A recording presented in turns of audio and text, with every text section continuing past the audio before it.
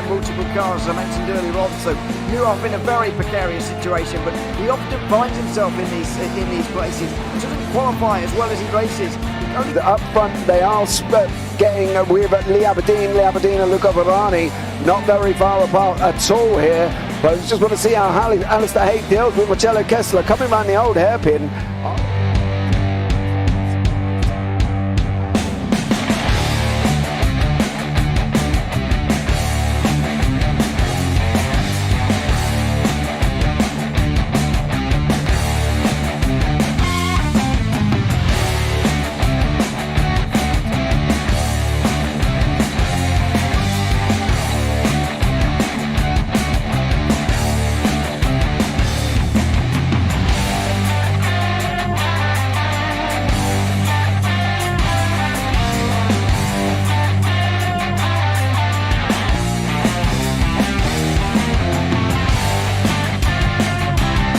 I would say it's not the best decision they've ever made, just not having done that under the safety car, really. Yeah, they're taking their pit stop strategies from Ferrari lately or something. What's going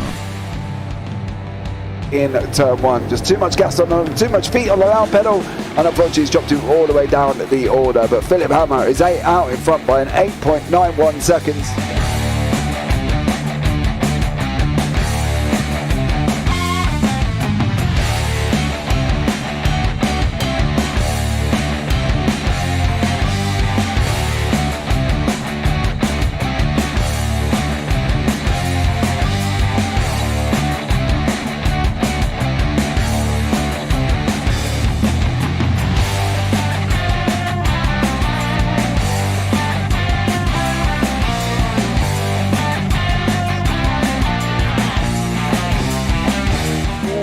Dan Michael is a wall there, sir.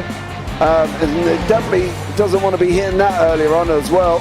Difficult, the understeer is in the dirty air through that final corner because it's such a long corner and you get dragged off into the grass very easily. He'll have the slipstream down towards the chicane. Peterson was briefly alongside, but that slipstream has saved him and kept him in third. Yeah, Varani now lost a little bit of time to Aberdeen, about half a second. Peterson is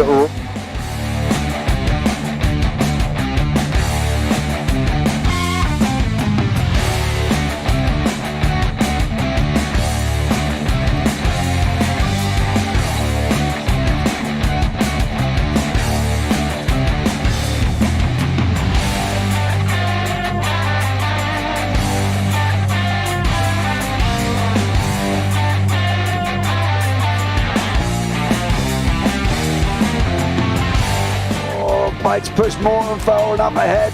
He's got out of line. It's now Pike going to have a go at Werrell. Don't push him off. He's in the championship fight. Jack Werrell chasing down Carl Jacklin. Further down, Rob Williams and Chris Barnes. Sensational run outside line now though for the heavy braking zone. Around the outside goes the Audi R8. Look how much Miller's come back into play. Exactly. Miller's still such up. He's not on second and change. All of a sudden Miller's back in play.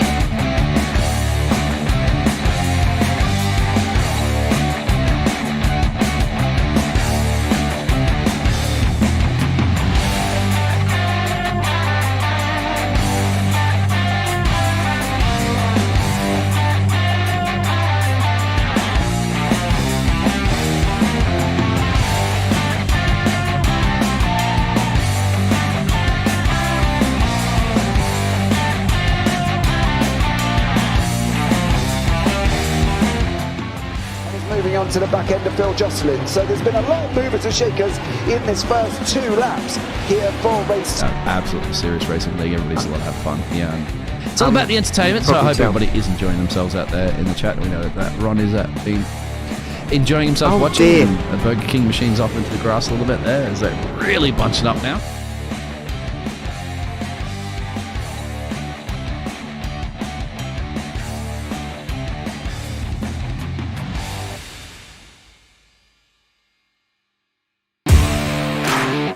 Standing out from the crowd is a challenge.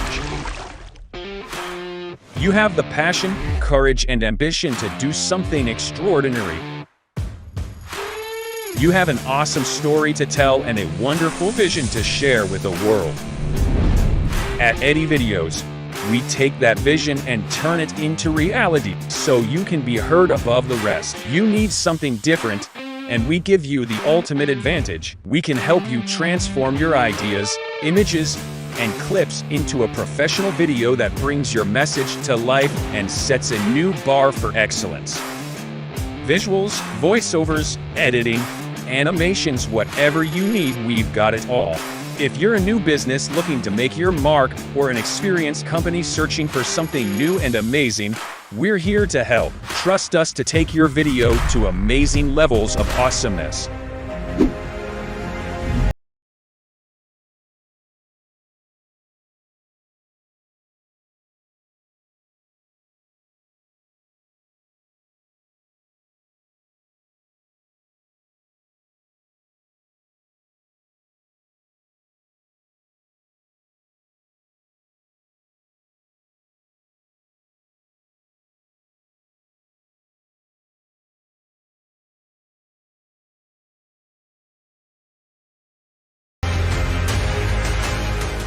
Does he have it? Medeiros is going to get it. He's on the outside line though, going into the fastest corner on the circuit. Surely this can't work. Dominic Ligner has got a sensational run outside line now though for the heavy braking zone. Around the outside goes the Audi R8. Look how much Miller's caught back into play. Exactly, Miller's still such up. He's not on second and change. All of a sudden, Miller's back in play. Can Barry do it? Big Barry's going to do it. Big Barry!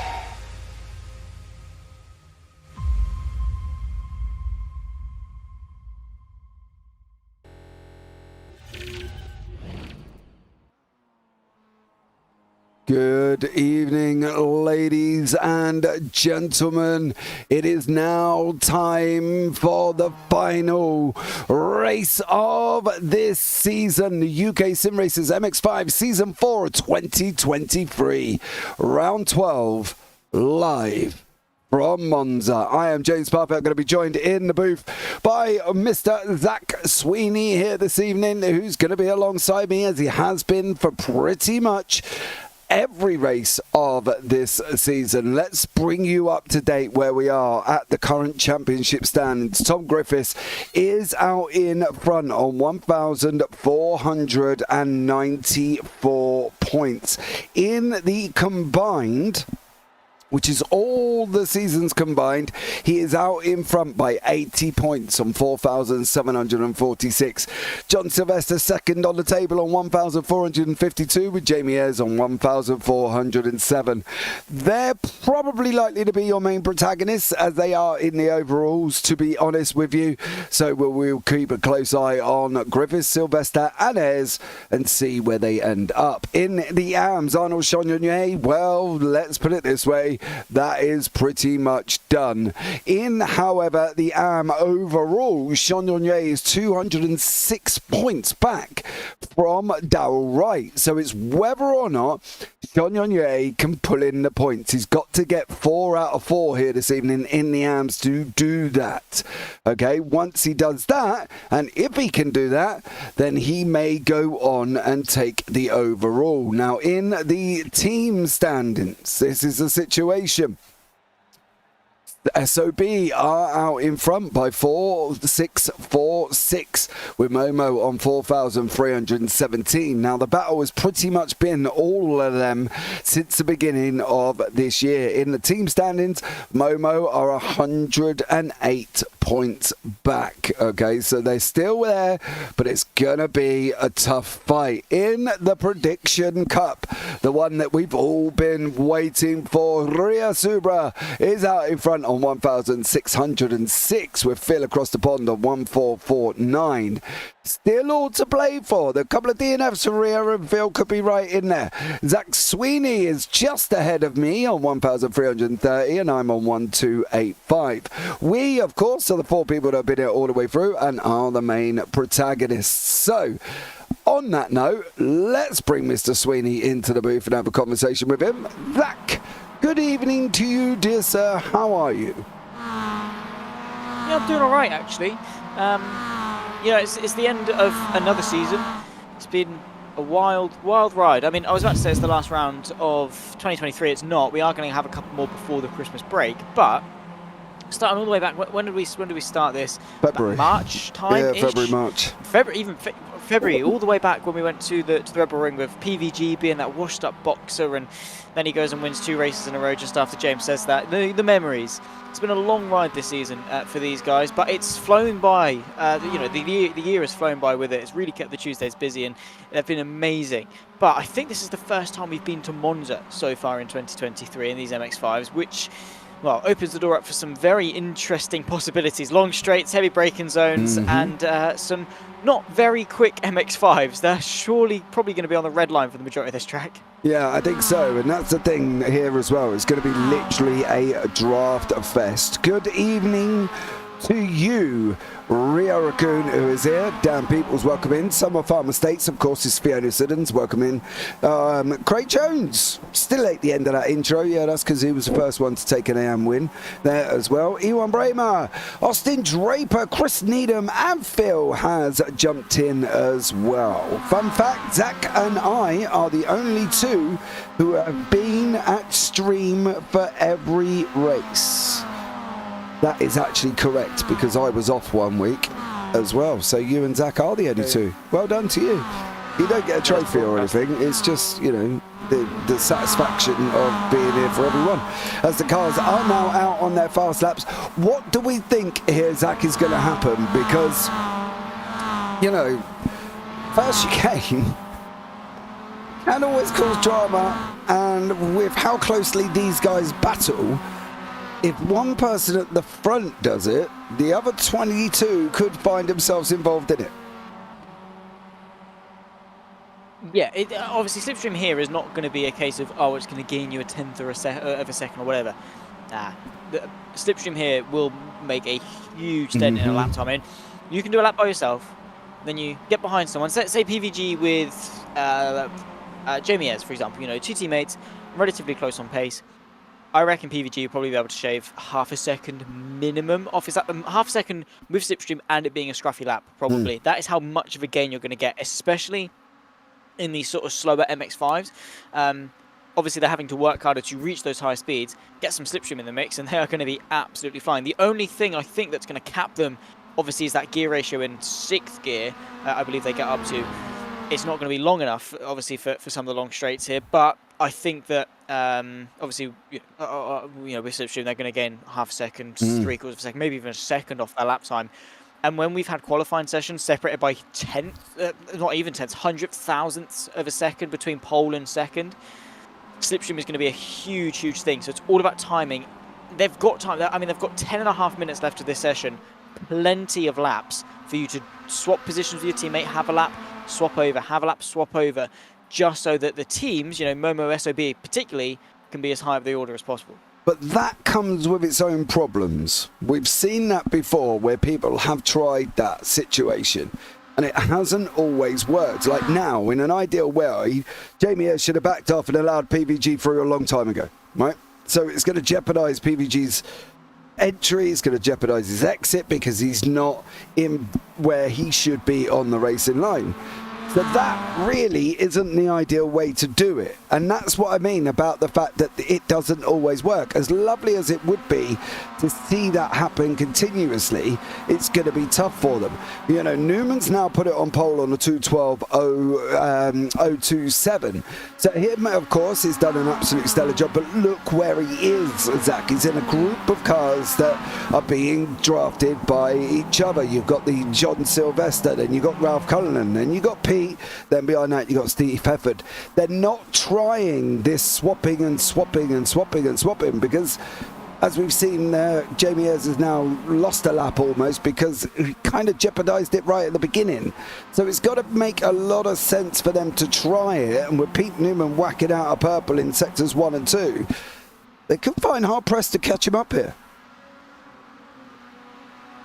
Might well be. And that's the very interesting thing about, obviously, a qualifying dynamic. I remember probably the most notable anecdote, I suppose, it's more accurate, it's a story, of Slipstream in effect in qualifying was when I was doing the Rocket F4 event over the course of last year. We went to the Red Bull Ring for run of the rounds.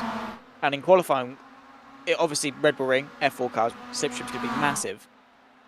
And you miss the jump, you are stuck in clear air and your session is essentially ruined. Like, it is so hard to then re-find a gap. So I was on my phone, I looked up, oh my god, the session started, everyone's already left the pit lane. So I spend 7 minutes of a 10-minute session trying to find some slipstream. I get 1 lap, and then the driver in front messes up in front of me. Session's over, I've only qualified P7 or 8, whatever it was in the end. So having that trust built in with the people around you, having it coordinated is so crucial. That is, hopefully why we are going to see, teammates working together as such. But as you said, even sometimes it is a clunky affair. Having that swap around, sacrificing laps, because for these guys in an ideal situation, they're going to be doing lap after lap after lap after lap, one after another, to improve on that time, have that rhythm. So it's an awkward compromise to have, especially when some of them are fighting for a championship. And then also you get the dilemma of, what about Pete Newman, who's by himself? He's having to then, hitch onto the back of other people's slipstream trains, which is what we're getting right here. People value slipstream a lot more than they do cornering speed because they know they're going to gain it back. And you're right.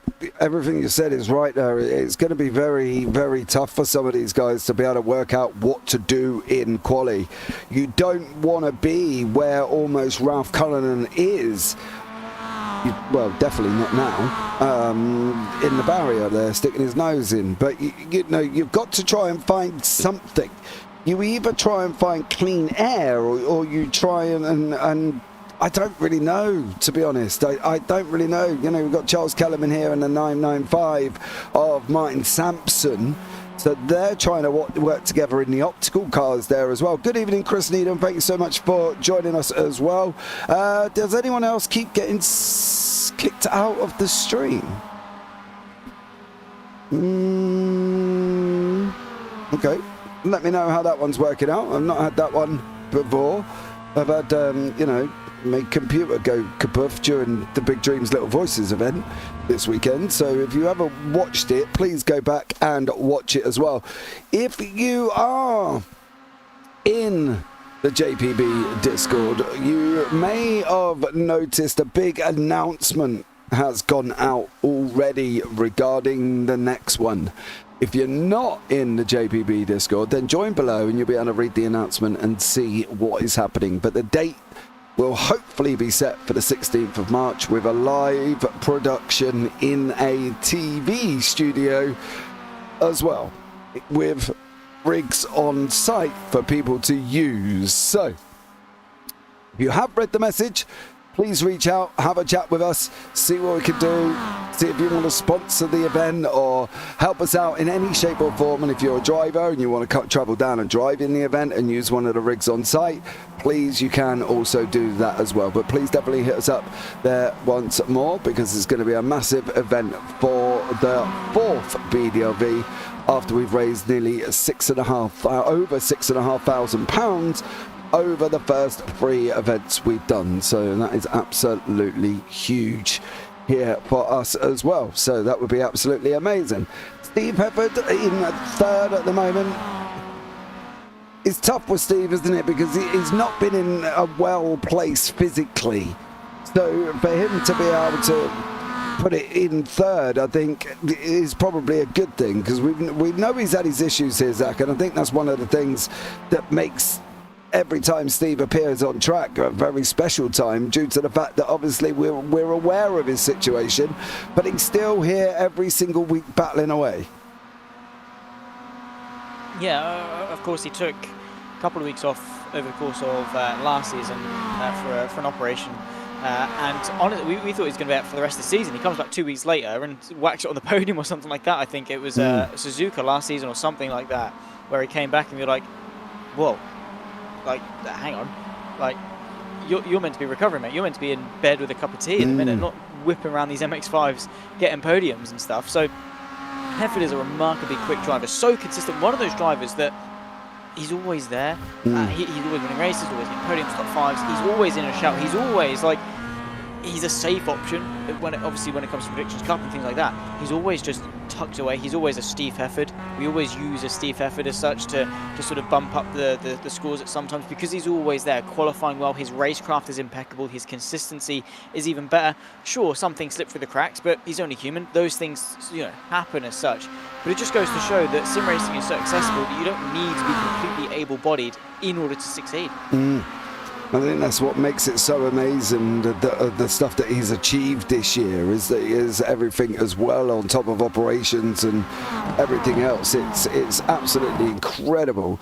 Now we are down into the AMs. This man, unfortunately, doesn't need to be there. For him to remotely catch up with Darrell Wright in the combined, he's going to need 4 out of 4, is Arnaud Chagnier, and currently he's sat 4th in class. Is it a big ask for the man from France, do you reckon, to try and get 4 out of 4? It's not impossible, especially in the AMs. We've seen plenty. I think we've seen loads of people get 4 out of 4 wins over the course of the year. Maybe not loads of people, but loads of times. The Chagniers, the Longo as such, those types of people. I'm sure they've had plenty of whitewashes, especially on days where their rivals are out. Obviously with the AMs they're quite mismatched, so if Chagnier gets a good reverse grid position, he can run away with a win, plenty of positions ahead of the rest of the field. It is doable. It's tough as well because Monza is going to be so unpredictable. 4 races of absolute carnage, 4 runs into turn number 1 for the first time. We've got then an hour's worth of racing battling around the temple of speed, a track that is infamous for carnage, chaos, incidents, just pure excitement and unpredictability. It's not exactly the secure, stable, safe environment that Chagnier needs in order to succeed 4 times in 4 races. Don't get me wrong, I've got no doubt he'll be on the AM podium all 4 races. A win, though? I mean, tough. Just sheer probability, something is bound to go wrong. Yeah, absolutely. Don't forget, guys, there's 2 minutes remaining, Mr. Sweeney. Get your picks in. Rio's already gone for Pete Newman already. If you want to get a pick involved in who's going to win race 1, let us know. That will be absolutely amazing. I've gone for E1 Bramer. I think Bramer's due. Who are you going for, Mr. Sweeney? You know what? I'm gonna back his corner. I'm gonna say Steve Hefford. Okay. Chris has gone for Jamie Ayres. Okay. Chris Needham, Jamie Ayres. Let us know as well. Phil, let us know who you're going for if you are still here as well. We've got to give Chris a shout out. Chris is obviously part of AirSmart.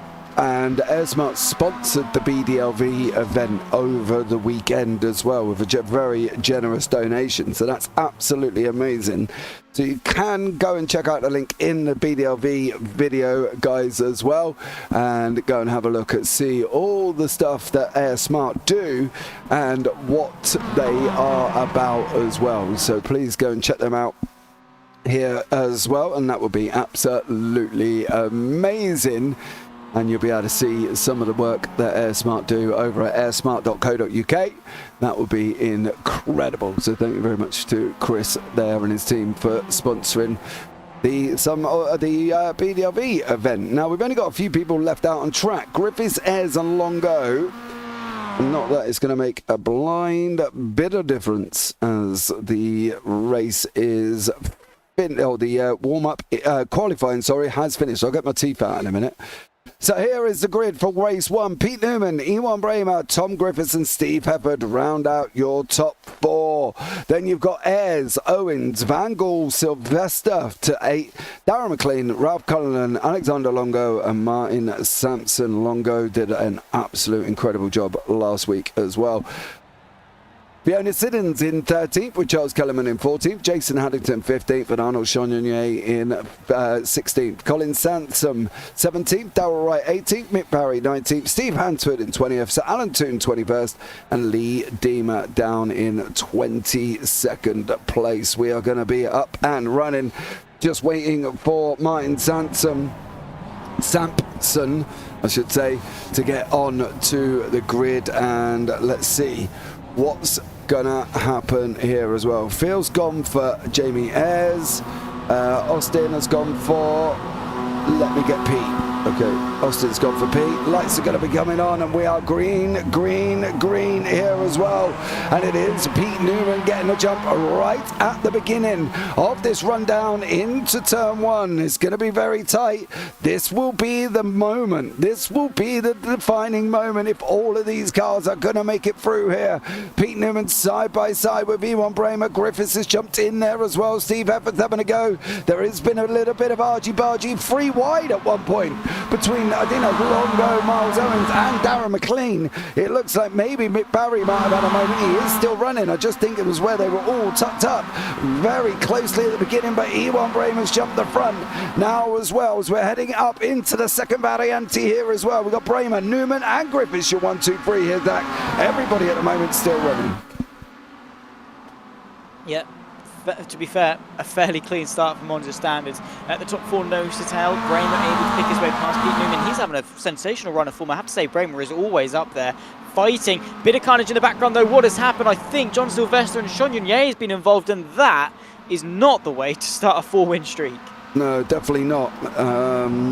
It's yeah, not the greatest of starts there. We'll have a look back and see what happened once more as we got Arnaud Chagnon and John Sylvester having their own moment. There is Chagnon in the middle, and what did absolutely happen to Arnaud Chagnon? Oh!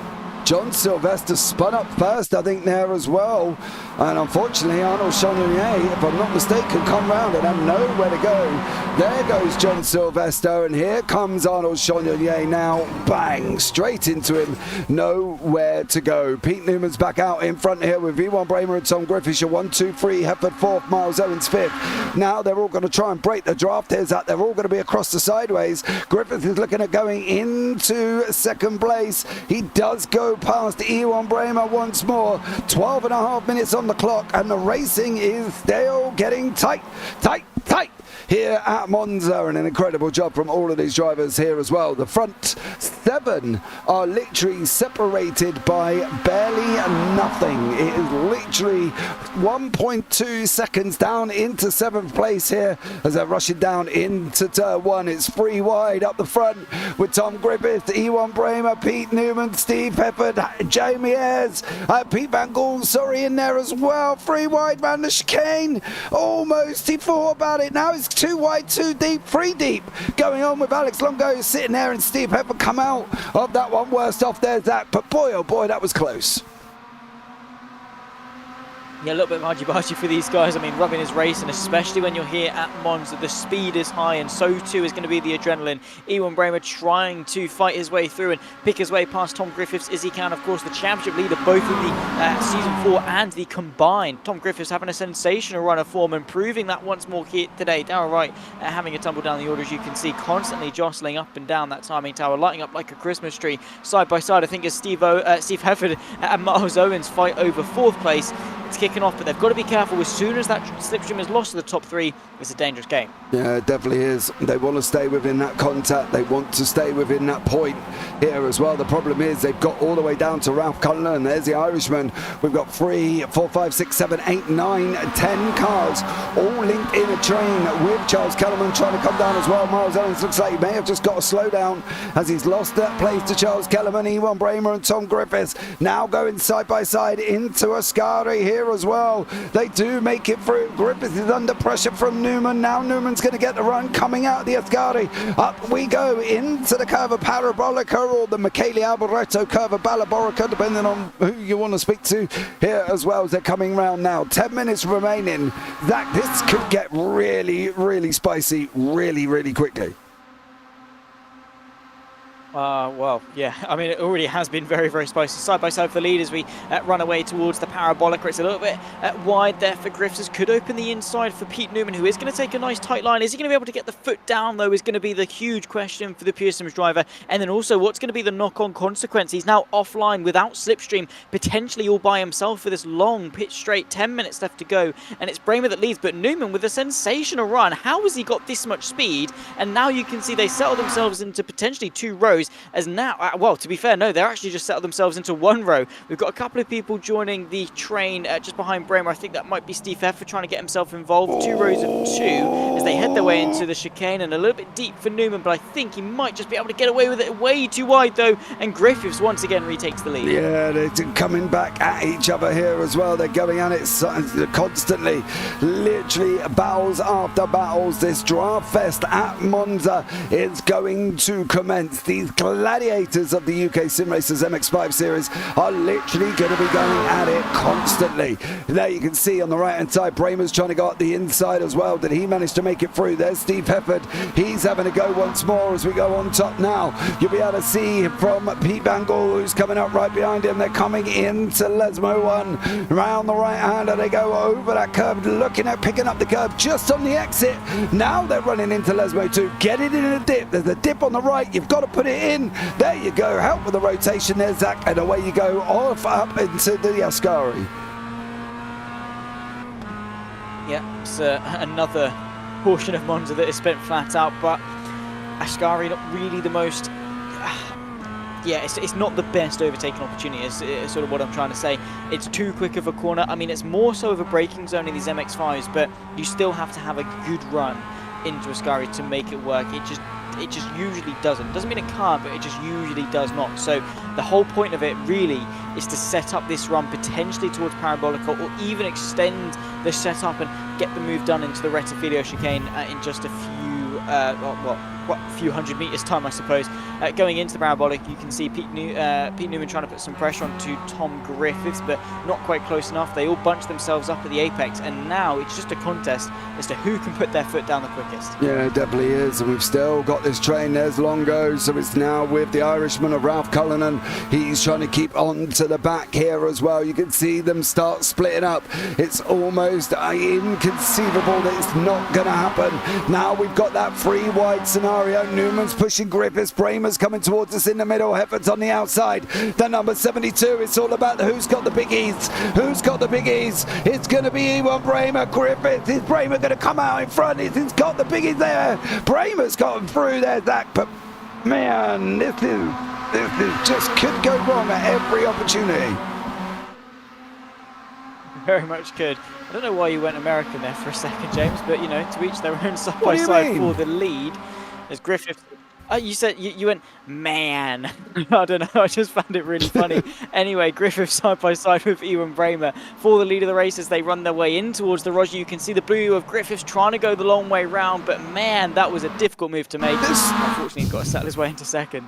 Zach Sweeney, behave yourself this evening. I don't think I did do that. Maybe. I don't know. Stop it. He's already gone. He's already gone for the evening as Mr. Sweeney's laughing his head off in the background there as we've still got this close action-packed racing.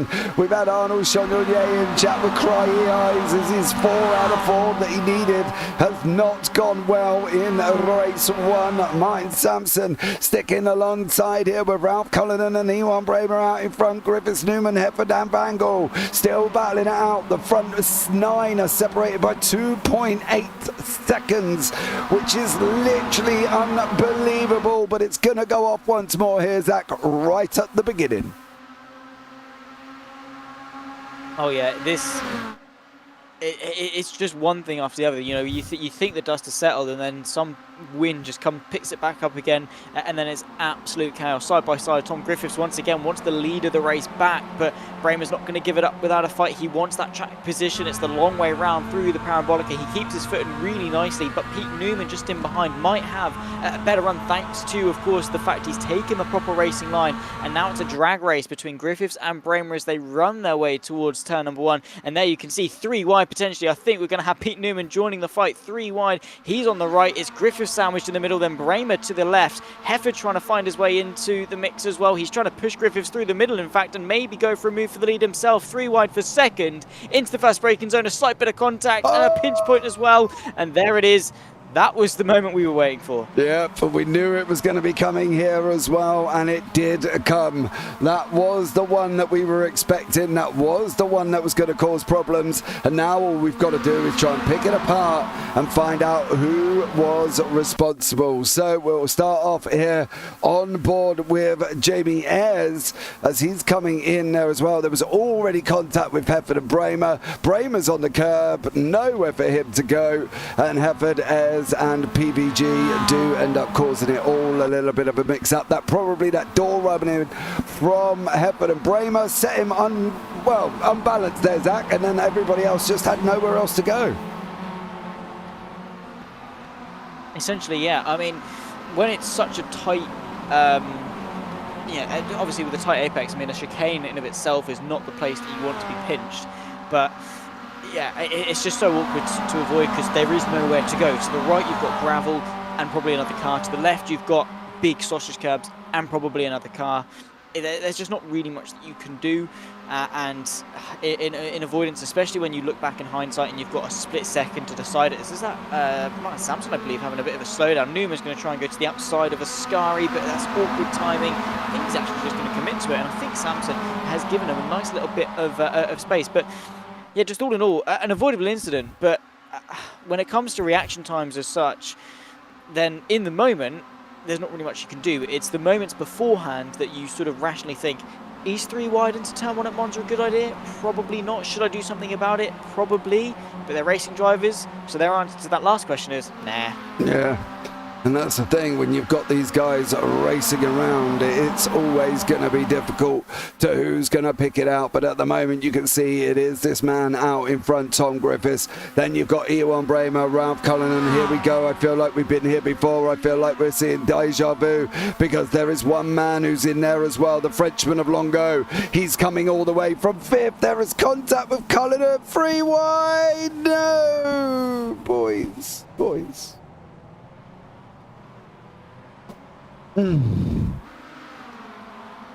And again, Mr. Sweeney, we see the same thing happening once more. Yes. Basically, this, ladies and gentlemen, if you look to your computer screen or phone, tablet, whatever you're watching YouTube on, you will see the glorious sights of the Autodromo Internazionale di Monza. Full stop. That's basically it. That is as simple as it gets. Essentially, it's just Monza. It's Monza thing. You've got MX5s, which always are so raceable. People want to race them, and unfortunately, with more racing comes more chances that things go drastically wrong. And turn 1 at Monza. There you go. That is exactly the problem. Now, if you look, though, the problem isn't just that. It's the problem that you've got there of Tom Griffiths absolutely dominating this. He's up 2 places. PVG's up 4. We've got Longo, Sylvester McLean and Sean Yonye in the pits after Longo's earlier incident. We've got Jason Addington is first in the AMS now as he's locking it up with Charles Kellerman. He's trying to have a go and get past him. He's got Martin Sampson behind him as we've got Sanson, who is also a little bit further back, 6th in class at the moment. So that's a bit of a mouthful for us, Mr. Sweeney, here as well, as we've got the Sampson and the Sanson and the Kellerman and the Kellerman. Yeah. Try to say that 5 times fast because we can't. So if you can, then apply to JPBroadcasting. You're already better than me and James. So we've got side by side here, Steve Hefford. Obviously getting a little bit further down. That's of course Ralph Cullinan trying to put some pressure onto PVG. This fight right at the front of the field with not very long left to go in this race, James. It really has flown by the first race here at Monza. Yeah, it definitely has done, and it's going to be very, very close if they've actually made it through here before that final lap. It's a 2:13 lap. But at the moment, I've got seem to have everything has gone kaput on me and it's all frozen. So just bear with me while I try and resolve this issue in the background here, Mr. Sweeney. Speak about Tom Griffiths, dear sir. I've got to presume that we're running near enough. I think this might be the final lap of the race, Zach, there. Yeah, it will be. We've got plenty of time. Well, we don't actually, because Tom Griffiths is so fast that he It's going to make this lap time seem like no time. I had to take a double take then. I was like, hang on, he's not 5 seconds away from everyone else. Then I looked back at my screen. I was like, oh, he is. How? I don't understand what this man has for breakfast. He has his Weetabix every single morning, and he just infuses it with protein powder, just pure protein. I think that man has, and he wakes up, he practices MX5s, he comes out onto the track, and he absolutely demolishes. I mean, this is all the proof that you need to see why he's leading both the combined and the seasonal championships here for season number 4. He is absolutely insane. His pace is always there. We've got fights going all the way to the end, but they've got absolutely nothing to do with this man right here through this Irish chicane. He's got one more corner left to go, and it'll be the first win of the evening. Yeah, definitely will. Tom Griffiths is looking like he's going to wrap it up as he's coming up now to the final corner, the Curva Parabolica at the end of this run. There he is there. Now we've got all of these guys battling them out once more as they're coming down into that final corner. Griffiths is just going round. This is going to be a straight old good old Barney sprint to the end of the line here. I can see it now. But for now, we'll congratulate Mr. Griffiths on his win in that pros. He takes that victory. Great job from Tom. Is PVG going to get this as well as they come underneath now? Pete Van Gaal along here once more. Now we've got Ralph Cullen and a few others side by side on the run down into the line. Ow! Jamie has just snatched it, I think. Lee Dima and Fiona Siddons, this is going to be the same kind of thing. The run down to the line. Who's going to be able to get this here as well? It looks like Lee Dima's got a little bit wide, and it will be wrapped up for Fiona Siddons. So over she goes. Same here with Steve Hansford as he's trying to chase down Mick Barry. Great racing by everybody so far. We've got a couple of strugglers at the back here who will be just finishing off. But I think, well, Zach, if that was race 1, we are in for a banging race 2 and 3. And 4. And 4, yeah, and 4. We've got 4. I'm not forgetting it. It just sometimes can go a little bit chaotic. Yeah, it's a weird one, but well, then again, so is that. Race 2. Let's start with the first half of the evening, of course, for to sort of end the qualifying race 1, race 2 saga before we go to the break. Race 2 will be chaotic. I don't have a doubt about it. Let's see how the reverse grid open things up for these guys to fight their way back through, though. I'll give you the results, and it is a top 12 reverse, okay? Top 12 reverse, so be aware of that fault. Tom Griffiths is in first, PVG second, Steve Hefford third, Jamie Ayres in fourth, Ralph Cullen fifth, Miles Owen sixth, Pete Newman seventh, Martin Sampson eighth, Charles Kellerman ninth, Ewan Bramer 10th, Jason Hallington 11th, and Fiona Siddons, who will be on pole. Then you've got Lee Dima, Sir Alan Toome, Mick Barry, Steve Hansford, Colin Sanson, and Darryl Wright.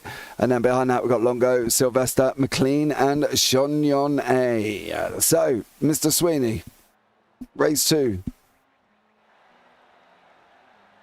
Oh, what's the reverse grid? 12. 12. Ewan Bramer. Ooh, big shout, big shout. I know. I haven't picked him for ages. He took, what, 2 wins? 2 wins at Zandvoort? I'm going to go Pete Newman. Chris is going to go Newman as well. Ria's going Ayres. Good evening, Mr. Channonier. Who else are we forgetting? What has this done for the team standings? Not the best race for SOB. What's that? Team standings. The team standings. Mm. So in regards to, it's 329 ahead of SOB ahead of Momo. Okay. So there we Which go. is a lot of points. Definitely is.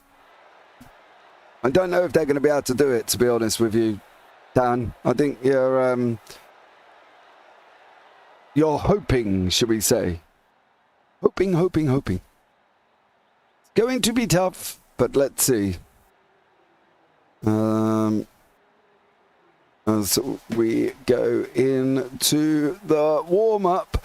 2.5 minutes remaining here as well. It's going to be a very interesting one. Ayres can make it back to the front. So is that who you go for, Ayres? Who did you write me down for? You said Ayres. That's who I've got you for. Yes? That is correct. Jamie Ayres, you said, my dear. So, there we go.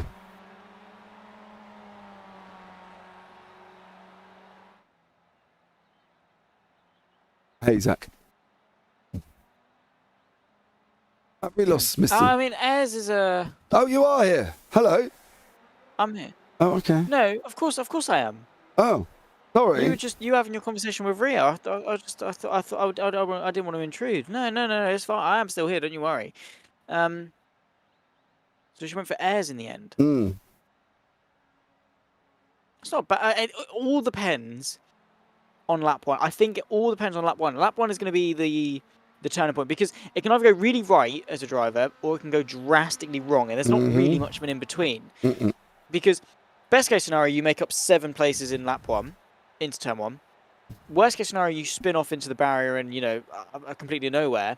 And then sort of the meh option is that you don't really make any places, you don't really gain any places, but because you haven't really gained any places, the pads break away and the best you're going to get is a P6. That is the trap that Jamie Ayres doesn't want. Well, there you go. Going into a minute. We will be taking a break very, very shortly after this race, guys. So be aware, we will jump on to a BRB screen and we'll be right back after the break. The break isn't very long. It's normally 10 minutes at the most. So let's just see what happens. Colin Sansom, can I bet while racing? Depends on how you bet and if you're going to take him out or not. Colin. I mean, that's my philosophy. PVG next. Okay. Okay. I'll put you down, Colin. Don't you worry. Colin, PVG. PVG. Right. We are going to be getting the grid up very, very shortly here as well. While I slowly try and resurrect my guinea pig who's powering my hamster about now. It's powering my internet, I should say, not my hamster. Wait, hang on. Yeah, I know, I got you. Stop. Stop. Hamster. I got it. Okay? Aren't guinea pigs bigger than hamsters? Zach, I've already corrected guinea pig? myself. Stop it. I've actually put my sausage dog in there now, as we're on the grid here as well. All right, man.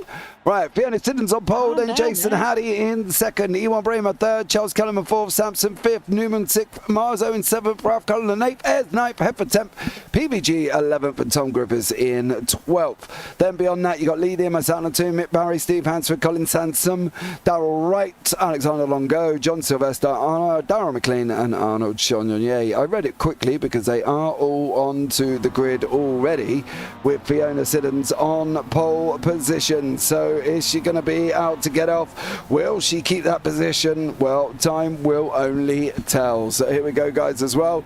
Let's see what happens. I will have Griffiths. Yeah, you told me that already, Phil. Gotcha. The lights are going to be coming on and it's going to be up and running. Here, there's the lights. Why are you laughing? Stop it. Important racing here, Mr. Sweeney. Lights are on, and we're green with Fiona Siddons getting the bounce off the line here, taking that whole shot on that run down into turn one. She's all alone. Jason Haddington's going to get the second place with Ewan Bramer alongside him. Charles Kellerman, Martin Sampson, and nestled in there is the Iceman Pete Newman. Jamie Ayres is trying to go up the inside with two wide, three deep there, and JC Haddy does keep a second place once more. Jamie Ayres nearly goes around the outside.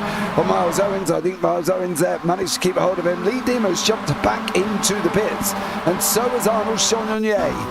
Please don't tell me you crashed before you even went anywhere, because otherwise that's not an ideal scenario, as Arnold Chagnon Yes, pretty much. Did the same thing. Lee Diem, I don't even believe he even made it. So, unfortunately for them guys, there clearly was a problem for Arnold Chonier once more. Newman's in the dirt. Oh, no! Harry's in an accident as well. Well, that went well. Whoa! John Sylvester. Oh, there's more. There's more. Yep. Oh, no. Fiona Siddons, Oh, Jason good. That Addington. is... Oh, more! Rob Cullinan, he's coming back. Oh, Ralph! Oh, Brakes, buddy! Oh, and he's on the side of the circuit as well. Oh, dearie me, we've got to give the table a minute. There's just been so much going on there, Zach. I don't really know what to say to any of that situation apart from Ralph Cullinan should have held his brakes. That's possibly the only thing I could have said here as well. I don't even believe we're past lap 1 yet, are we? No. There's been some manic action. This is the first lap. Yeah. Watch Cullinan now. Could he have held his brakes now? Yes. I mean, yes. Absolutely. Well, to be fair. Yes. No, I agree. I was about to say, no, it was in defence of us. He has just come out of Lesmo 2. Therefore, you're in a corner, which means you're not exactly going full speed. If he's going full speed, absolutely, I mean, fair enough, I can empathise with that. He's just come off a corner. There is time to stop. But because it's sim racing, a yellow flag isn't caution, it's an opportunity. People don't realise that. Well, some may say Sim that racers might... see it as an opportunity, not a hazard. Yeah, well, yes, but at the moment, there's been a lot of... Well, you can see there's 1, 2, 3, 4, 5, 6, 7 people in the pits.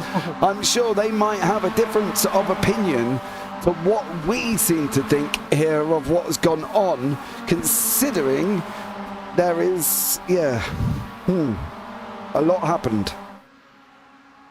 Arnold spent more time in the YouTube chat than he has done on the racetrack. Yeah, I know. And that's not ideal when he's got to win all 4 races this evening. No offence to you, Arnold Chonier. It's just obviously slightly comedic as to the golden evening of the championship, and it's just how the cookies crumble. It's really unfortunate for you, of course. Not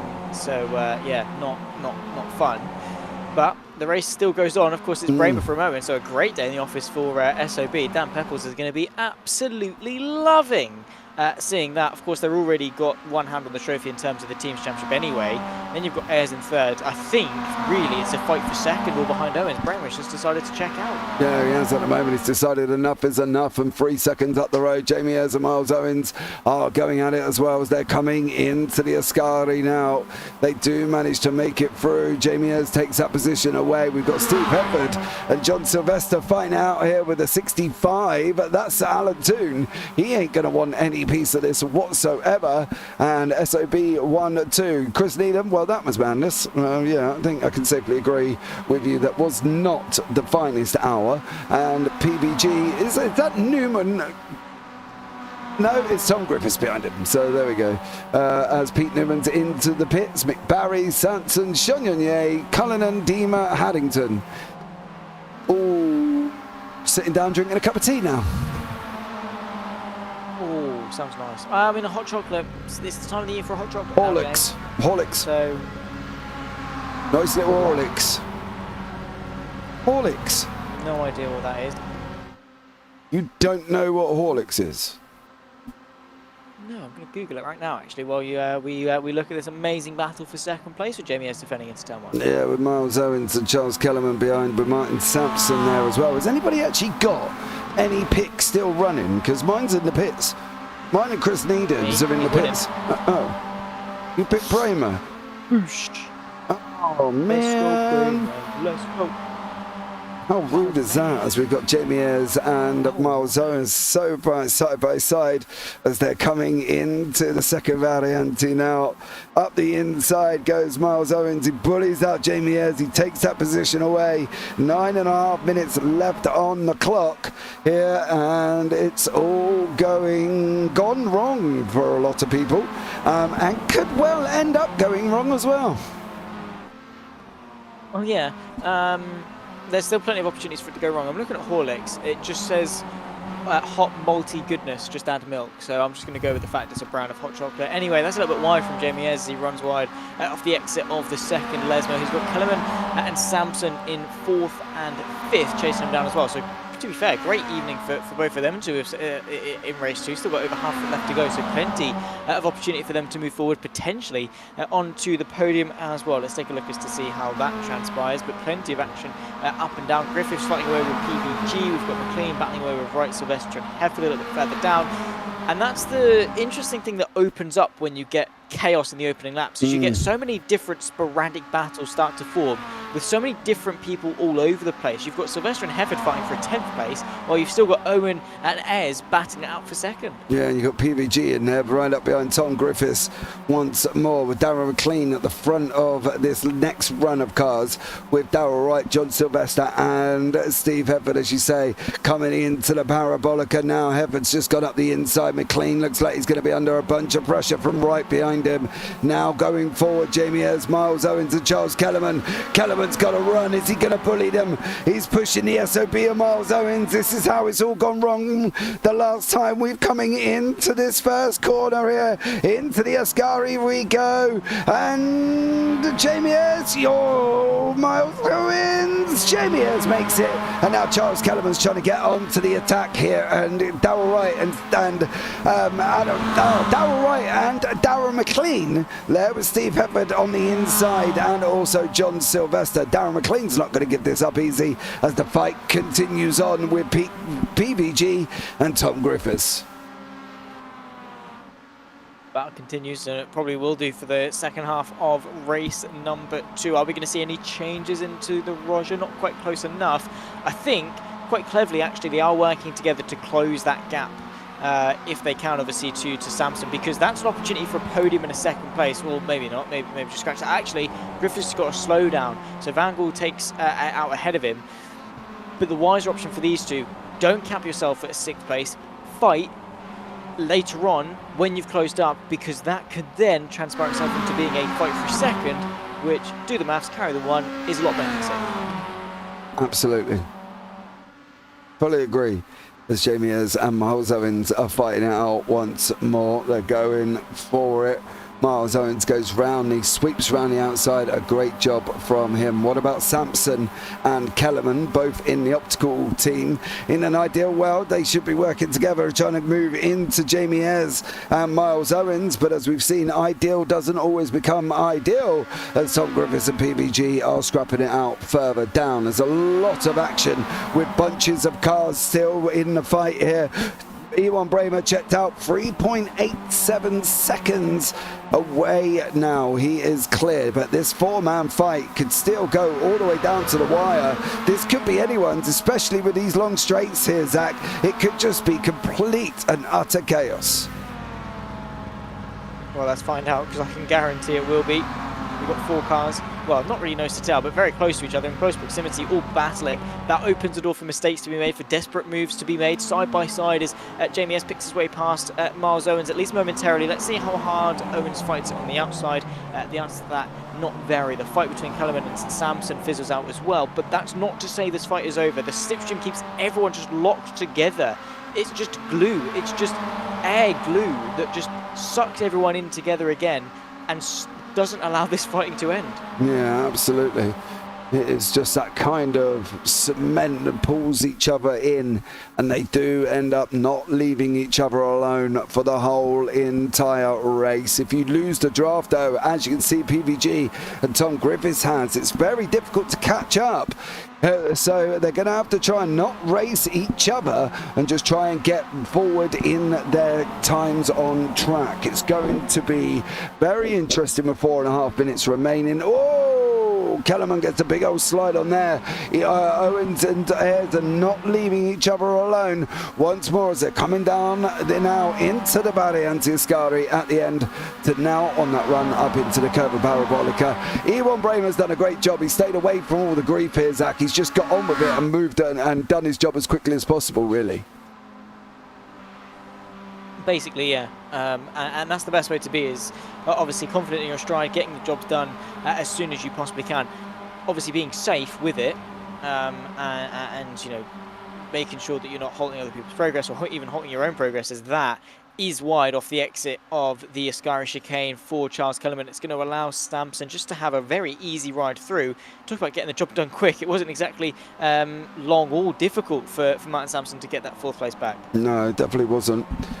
Sampson there got the job done. Kellerman, though, a master of his own undoing on that one. Run a little bit wide and still couldn't quite hold on. Darrell Wright and John Sylvester. You can see Steve Heffer's cleared off now. There's a car in between him and Sylvester. That's Darren McLean.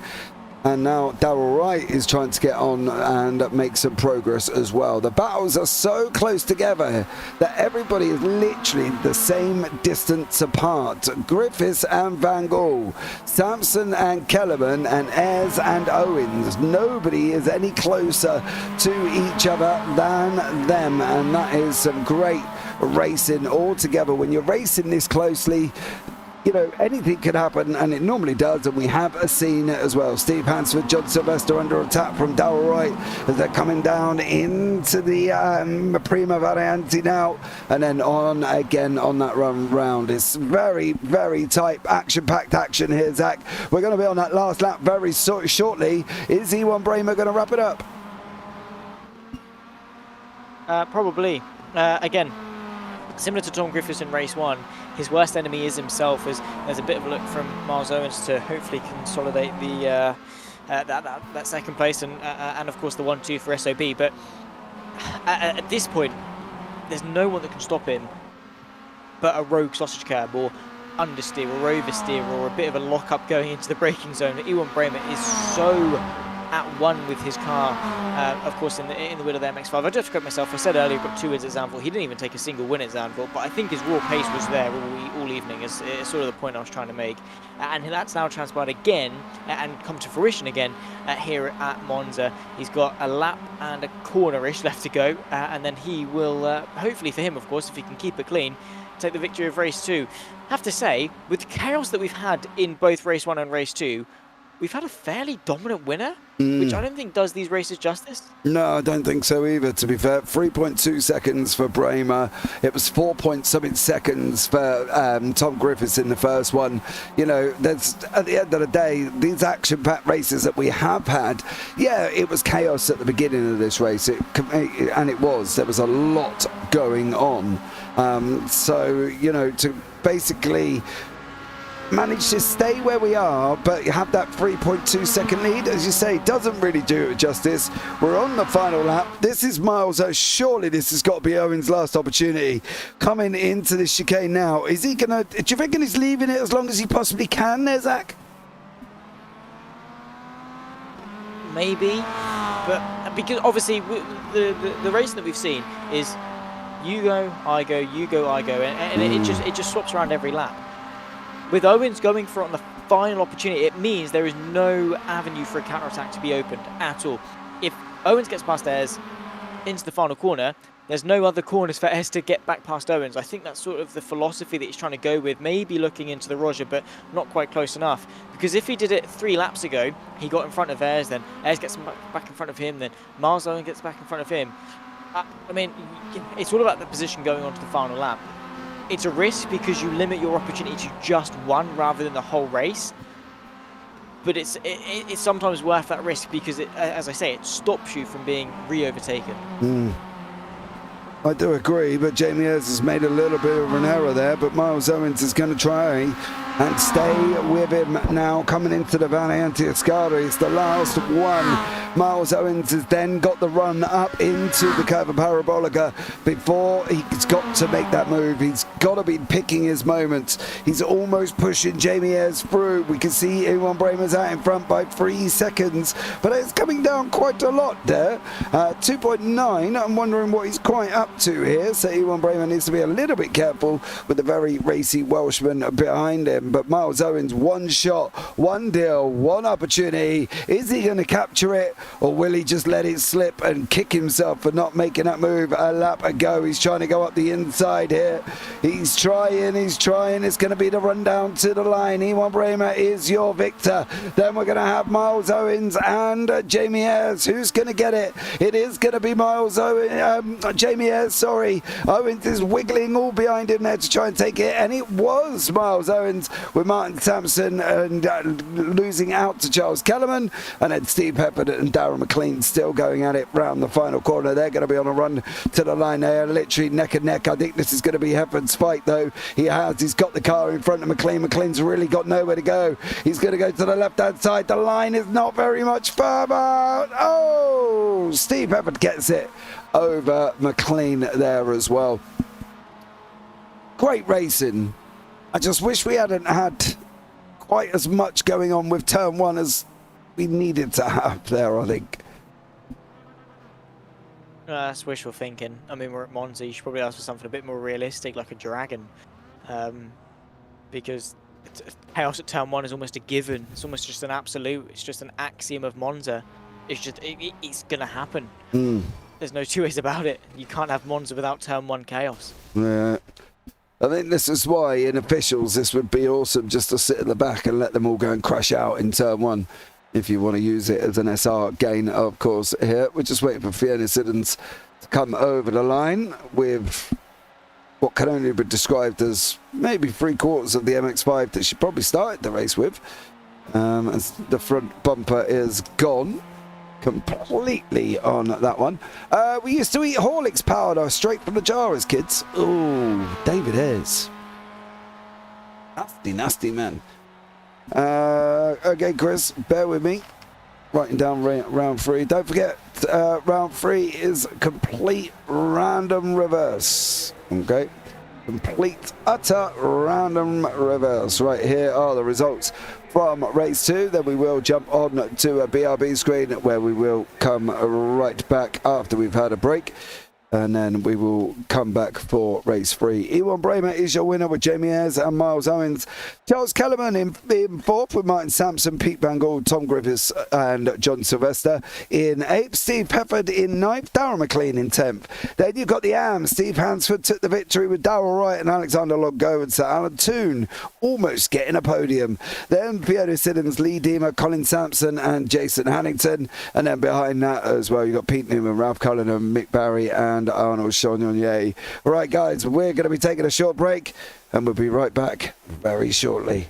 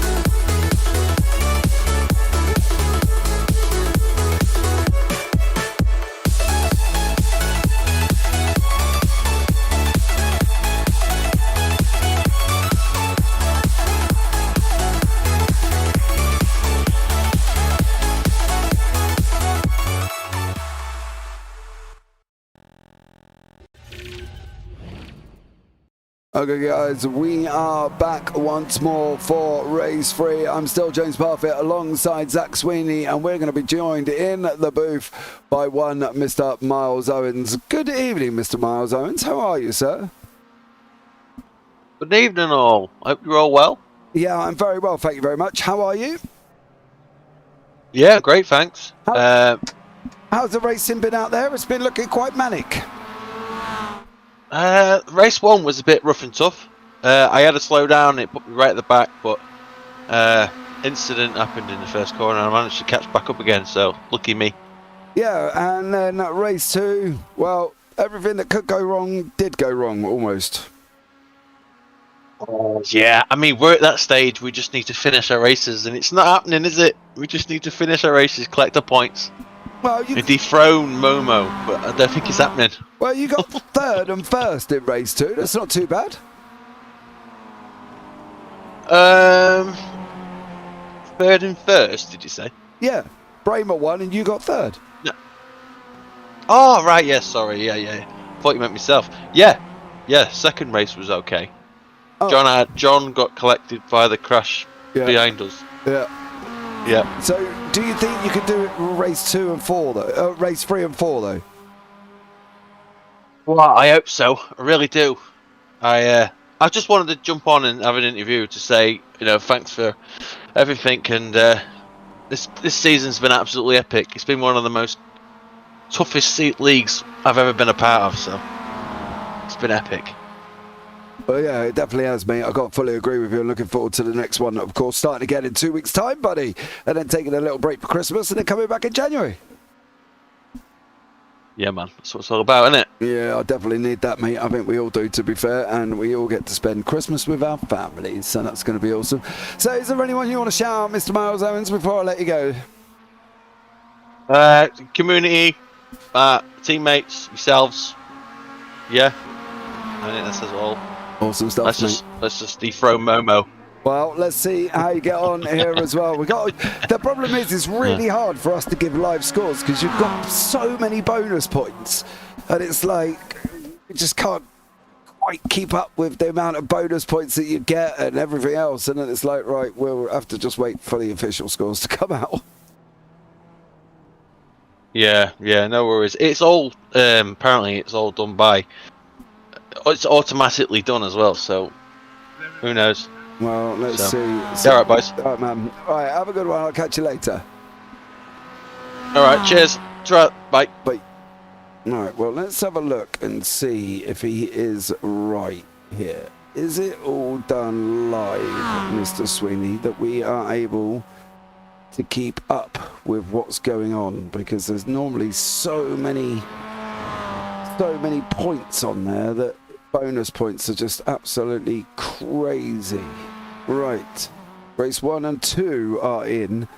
So what's happening with the combined at the moment? Let's give that a refresh. Okay, so John Sylvester's 90 points back from Tom Griffiths. In the team standings, SOB are out in front by 59, if that is up to date on the overall. Oh, what? Well, the overall? If they're all linked together, which I think they are, and they have just updated. So, yeah, I think they're all linked together. I didn't realise the scores went up straight away, to be honest. Normally there's a little bit of a day. But there we go. I hope you're all very well here. As Darryl Wright said, the missus would like a pick. Go for it, Mrs. Wright. Who are you going to pick this evening? The only prediction I will get right is Darryl won't win. Fair enough. Okay, I'll put Darryl not to win. Right, Darryl won't win. Okay, well done to you. I think you might win that one. Oh dear. Well, the thing is as well, it's come to the end, and I think that it has been a great season of racing. I think we can safely say that, can't we? And on to the next one. We do start again in 2 weeks' time. We are having a little bit of a break. As I've said previously here on the JPB YouTube channel, we are taking practically 2 weeks off over Christmas. What you can do though as well, guys, if you want to have some fun with us, tomorrow night we are driving trucks around Thruxton. So if you want to come and join in, we are using Assetto Corsa. Now currently the ultimate pack of Assetto Corsa on Steam is reduced from £62 down to £6.31 if you don't have the game, and so you can buy yourself that, and then we will provide you with the track and the truck. I will say I've been testing the trucks today and it is absolutely amazing, Mr. Sweeney. I don't know if you've ever driven trucks in AC, but around Thruxton as well, I was like a kid in a sweet shop today. I even streamed the practice session. It was that much fun. Fair enough. They look like a lot of fun. Well, I was about to say they look quite heavy, but that's understandable because it's a truck. But, yeah. I can imagine you turn and it just doesn't.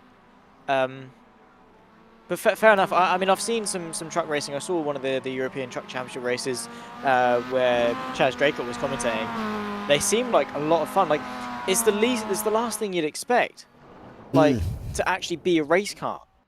But it is, well, race truck, I suppose.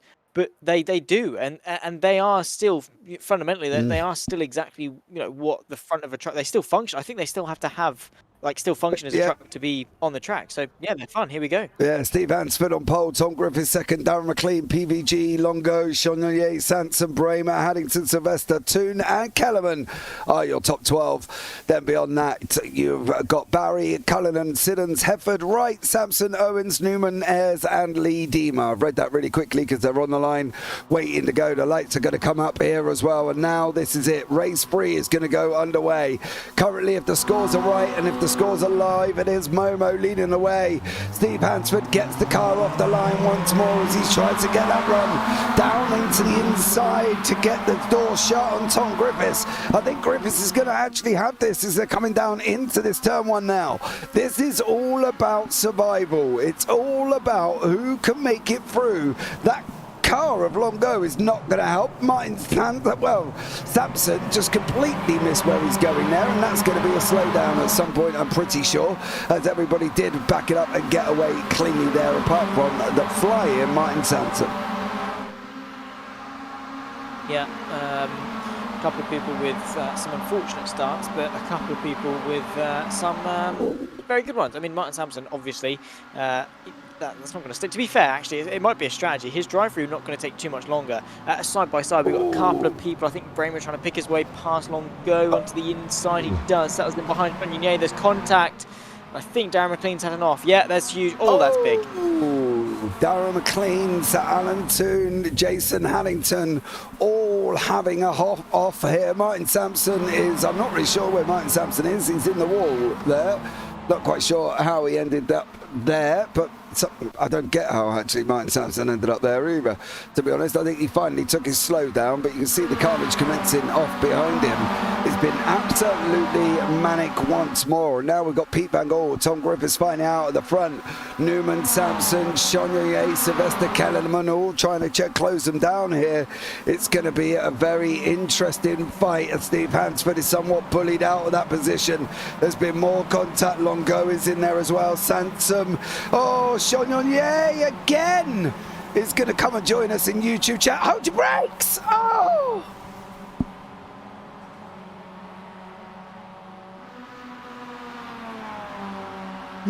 Race 3, ladies and gents. Welcome to it. Well, that happened. There as well, as Ria said, that's a lot of weight for a setter to lose. Well, I promise you it is true, as I bought the ultimate pack for £6.31 and I've just had fun of driving tracks around today as well. My wife asked me, am I working? I said yes. She said, why are you driving? I said, I'm testing for everyone tomorrow, because I am driving tomorrow night, Mr. Sweeney, as well, so that should be very interesting. I did do one of the fastest laps, mind you, out of the practice session. I did one of the fastest laps out of the practice session. Practice session. I did the fastest lap in the practice session, and then Tom Woodcock. Thank you. And then Tom Woodcock went to beat me. So you know, can't have it all my way. Well, that's Tom Woodcock ridiculously quick. Yeah, but he only beat me by I think it was 5 tenths. I think it was nothing major. But yeah, the trucks tomorrow. Tune in for that one because I can promise you it's going to be amazing. We've got Callum Milam who's going to be on commentary with Mikhail as well. Mikhail's got happy to try out his new microphone for us, so he's going to be on comms on that one. So it should be absolutely epic. Steve Hefford there as well. Oh, makes his way. Go on, Steve, keep your foot in, son. As we got the Kellerman and Hansford up to green. It looked like Hefford has got to slow down. Hansford and Kellerman still going at it once more as they're battling away here. Everything's frozen on the timing tower once more. It should come back again. It has done. PBG and Tom Griffiths are finding out. Go, Charlie! Oh! Charles Kellerman almost saved it, ended up going round there, Zach, as well. I don't really know what to say about race 3. It's just been as chaotic and as manic as race 1 and 2. Yeah, well, they say third time's the charm, and I don't know what charm has been passed on this race, but it's not a very good one. Yeah, for whatever reason, people just don't know how to drive this. Oh, no. Miles Owens. Ooh, that's a big old shot. Yeah, that's kind of karma for himself there, because he did turn around and say we need to keep it on track just to get the points. Can't really blame us. Yeah, you know what I mean? It didn't really happen there either. Alexander Longo is sitting up behind Darryl Wright here, and Darryl Wright is third in class, Mrs. Wright.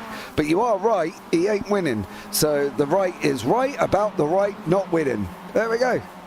Shaboom. Shaboom. Yeah, well, that's, yeah, I mean, yeah, fair enough. I mean, it's the predictions are definitely coming through. Is Griffiths going to be able to get the move done on PVG on this occasion? Though not quite.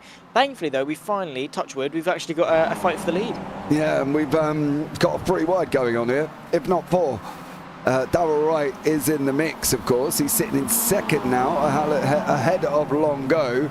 The answer to your question there, Phil, no, I do not know how it started, unfortunately. I'm sure you'll tell me, which will make my knowledge more extensive on trucks tomorrow night. It's going to be fun, let's just put it this way. And Craig Jones has confirmed that he should also be on track with us tomorrow night as we're 2 wide, 2 deep on the run down into the second variante here. Darryl Wright leading the way. Is he going to be able to catch Colin Sansom in the AMS? Steve Hefford on the inside. Please stay on track, Steve. I need some points tonight. I've got some DNFs going on, as Alexander Longo is just going to have a nice old slow down for his efforts going off the side of the circuit here. Looks like Darryl Wright might also have got to slow down because both of them are dropping positions. Then here comes Steve Hefford. He's trying to go around the outside. He's got to cut back on the inside. He's got to slice his way through like a hot knife through butter, and he has done that. Hefford is up into 7th with Sansom 10 seconds up the road. I think the likelihood of them catching up are very, very slim at this moment here, Zach. Yeah, I would probably be inclined to agree. That's going to be a fairly difficult task ahead, as that is a very wide one from Ewan Bramer, of course our race 2 winner, having a small little bit of a track limits incursion off the exit of the Ascari chicane. He only falls to 4th, but he could well fall to 5th as Ralph Cullinan now looks to make the most of that small mistake, that small error, and picks his way to the inside of the Parabolica and takes that 4th place away very, very nicely indeed. However, unfortunately, the more they battle, they cap themselves as a position. Right now, it looks as though the best they can get is 3rd, but if Bramer, Cullinan and Sansom continue to battle, then the best they're going to get is 4th. Yeah, there we go. We have got 2 SOBs, mind you, is sitting in that top 5 with Sylvester and Bramer. 1 Momo and PVG with Steve Hefford in 7th, a long way back now, 12 seconds, but he has got a train of cars behind him. Darryl Wright, Pete Newman, Alexander Longo, they're going to go 3 wide, they're going to go 4 wide. Where is Darryl Wright going? You're squeezing Newman. Oh, Darryl Wright. That was aggressive as he's coming into the first corner. Off through the Variante we go, up into the second Variante now as well. That run ran that long right-hander. Craig Jones said you should get involved in the truck racing tomorrow night, Zach Sweeney. I think that's probably because he wants to punt you off, but you should come and get involved. See, I would if I had my sim. I might just treat myself to a nice Christmas present to myself and get one. Maybe next payday, who knows, we'll see, because yeah, I do want to get back into racing. I just never have the time. As well, there we go, there's a fight for 7th place. Newman takes 7th, right, trying to pick his way past ahead of Hefford, and there is a small little bit of contact, and now they're 3 wide towards the first Lesmo. Pete Newman, thankfully for him, has just been able to run away with everything and get a headlong, go to the inside, take 2nd place in the AMS, right, trying to battle it out as well. Hangs on the inside of Hefford going into Lesmo 2. They've also got Lee Diemer just in behind, ready to pick up the pieces if anything was to go wrong. Dow Wright up into 9th place overall, 3rd place in the AMS, which, well, still not the win, so get that. There's on board with Lee Diemer. You can see Steve Hefford in front of us once more coming into the Ascari at the end. It's going to be hard on the brakes, round about that 100 board, give or take. He's got to get that car stopped, get it hooked over the curb. Now run as close as you can on the second one, keeping half the car on the track. Now full throttle it out, hold on to it, run it a little bit wide. Now is Steve Hefford in front of us. There's only one place we're going to be able to go, I think, at the moment, and that's round the outside. Here we go for Lee Diemer. There goes Steve Hefford on our right. They're going to be almost mirror to mirror, door to door, bumper to bumper, coming in now to the parabolic. Is Diemer going to be able to hook this one up? He's not. He's got to keep it tight, and he's got to go on that run again. You can see here he's very, very close. Hefford's not giving up that inside line. Diemer's pulled out early. Now might be the time.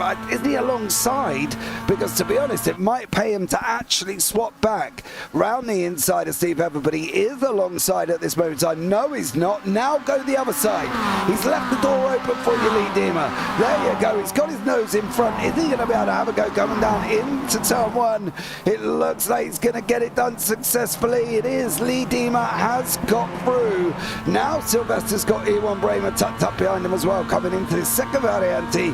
It's going to be very, very tight right to the end of the race. And Zach Craig has confirmed that he would like to ceremoniously put you off the side of the circuit. For me, however, just get a steering wheel, strap it to the desk. That's what I'm doing. Fair enough. No, I might do, yeah. You're not, yeah, though, but news. yeah, thanks. I will. What's that? You go out tomorrow, buy a Thrustmaster, stick it on your desk. That's what I'm doing.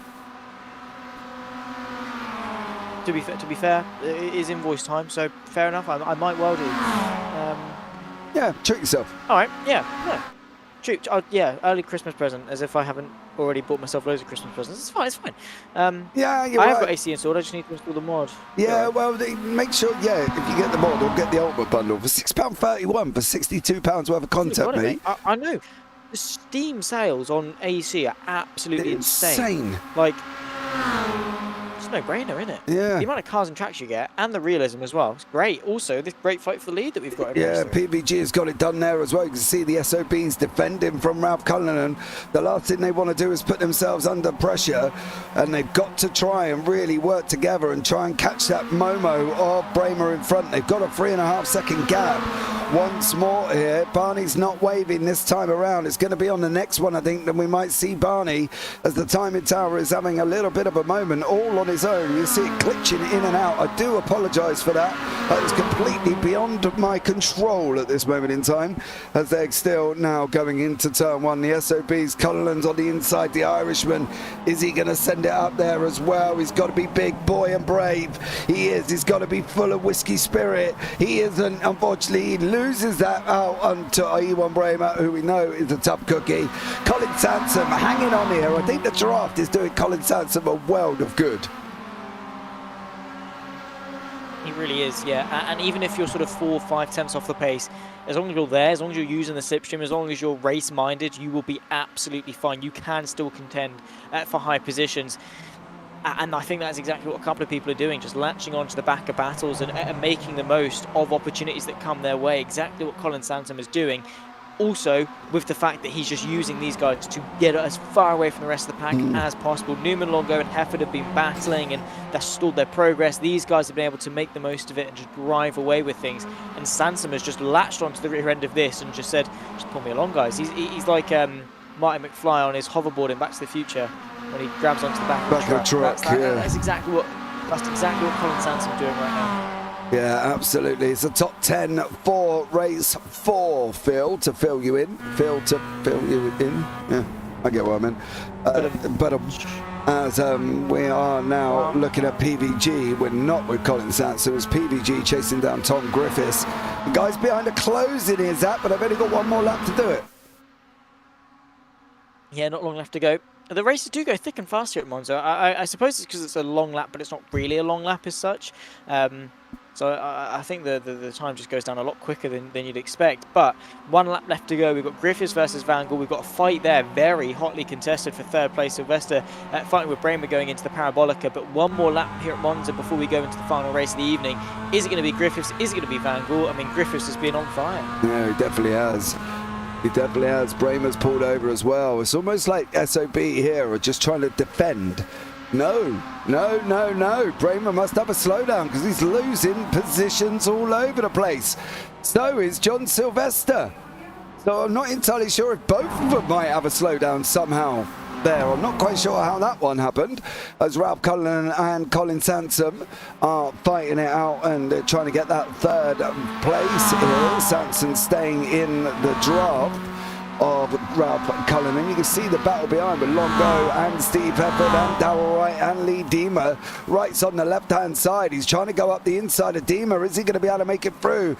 Deemer's got to give him room on the exit. Now Wright can open it up, he can't get through. We've got Sampson, Barry, Chonier, Ayres, McLean and Haddington all in the pits after we saw earlier on nothing but chaos there. And then we've got Miles Owens and Sir Alan Toon scrapping it out down the back of the order for 15th and 14th place respectively, after Miles Owens got caught up in some more carnage. So yeah, unfortunately for Miles Owens, let's keep it on the track, he said, and that didn't quite work out here for him. One as we go now, final lap through the Lesmos we go for the final time on that run up into Ascari here, Zach, and I can safely say another hotly contested race.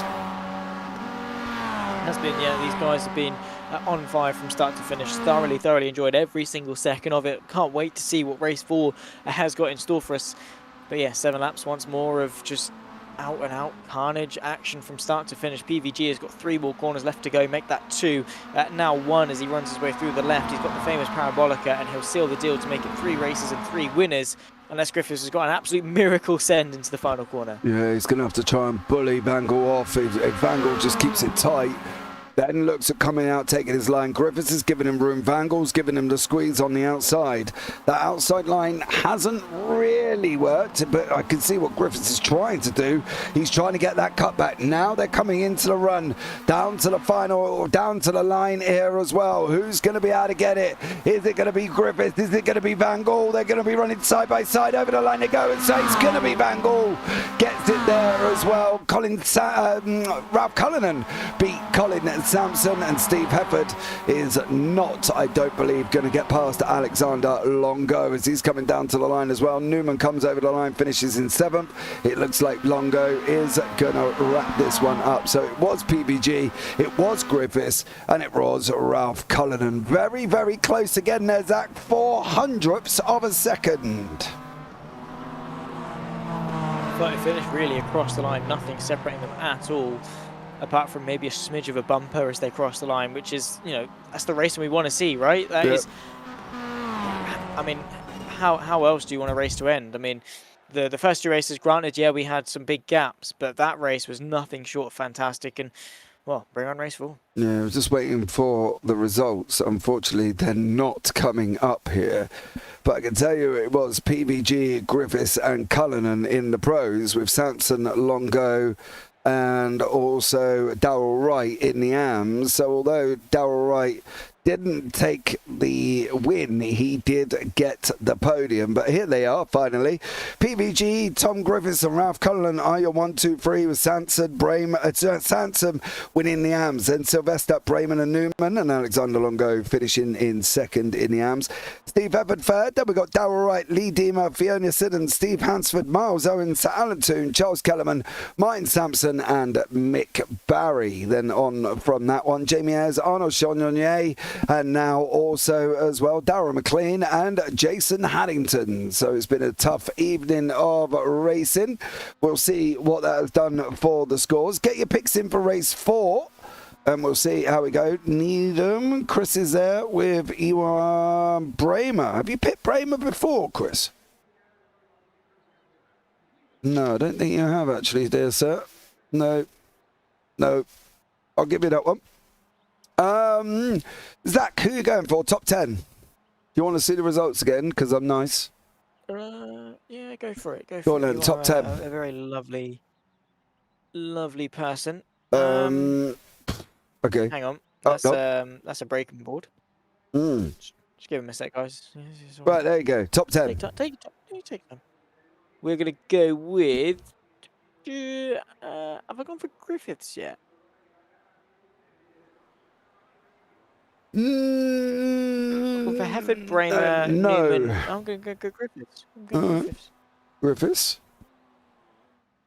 Oh, Rhea says Griffiths. I will have Hefford, says Phil. And I will take...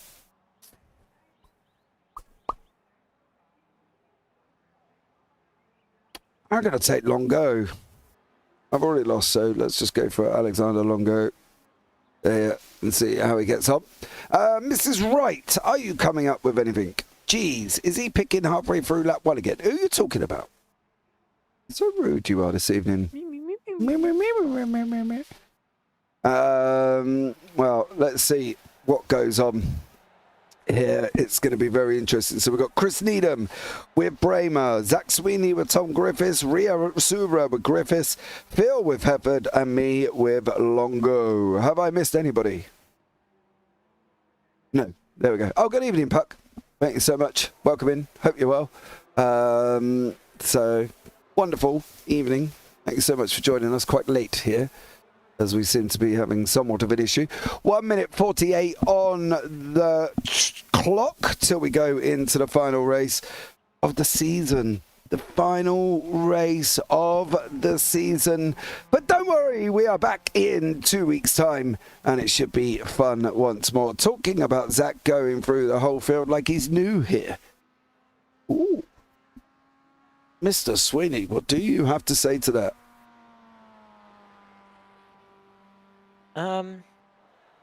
I mean, she got a point. It's fair enough. Okay. Yeah. All right. Hang on, Tom Griffiths from Norwich. I love him. I love him even more. What a guy. Margie Forrest, well done, I never Tom. knew that. I never Norwich knew. boy. I didn't know that either. Right. What a guy. So we keep. I like him even more now. Let's see what's going on. Right. So there was 90 points between them, right? So now let's reset the tape. No, see, the table's telling me. Nope, hold on. Still 90. What's going on here then? Is this one done? Hold on. We wait patiently. Oh, yes. Now race. Nope. Just 1 or 2 are up on that board. So where does that leave us in the standings? Griffiths is out in front by 52. Chardonnier's wrapped up the AMs.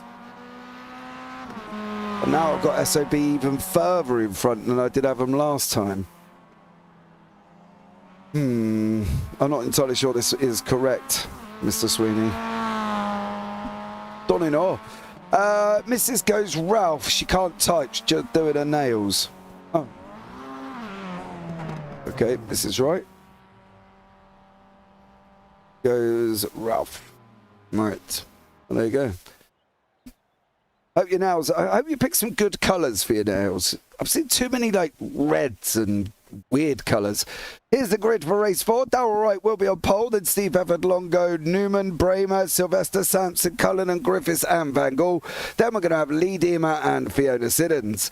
Then beyond that, Hansford, Owens, Toon, Kellerman, Sampson, Barry, Ayres, Chardonnay, Darren McLean and Jason Haddington. Right, so that is the grid. I wrote it rather quickly because they do, as per normal, get onto the grid very fast for race 4. So we are here as well, back up and running once again for the final race of the season. The final race of the season. Darrell Wright is on pole. His wife's not even picked him. She's gone for Ralph Cullinan, who's down in 8th. Poor Darrell Wright. as the lights are coming on for the final time of 2023 Season 4. We are green, green, green, and now we're once more up and running. Jason Haddington didn't even look like he got off the start line. Spun it up before he's even got anywhere here as well. Now they trundle down into turn 1, what seems to be very slow, unless that's just my eyes giving me a different perception there. As Steve Heaven looks like he's going to take that lead away from Darrell Wright coming in further back as well. You can see them all fighting out. Siddons and Dima are side by side. Miles Owens is nestled in there trying to find space with Colin Sampson and Pete Newman. On board we go with Sampson, who's running around the inside. That's Alexander Longo in front of us. John Sylvester in front of that. Darrell Wright and Steve Evan. And again, everybody nearly just made it through cleanly there, Zach. Scraping through, I suppose. The lights are on now as the sun begins to set here in Monza as well. So hopefully the lack of visibility doesn't hamper these guys too much. Colin Sansom able to sort of hold his own quite well amongst some of the big boys. A little bit of off track there from Ralph Cullen and goes slightly wide on the exit of the Roger. That could hold him susceptible to a couple of places lost going into the first two Lesmos, I think. That was Just been able to get away with it. However, Darrell Wright, well, I don't think he did. so help you misses do her nails, mate. Yeah, I would.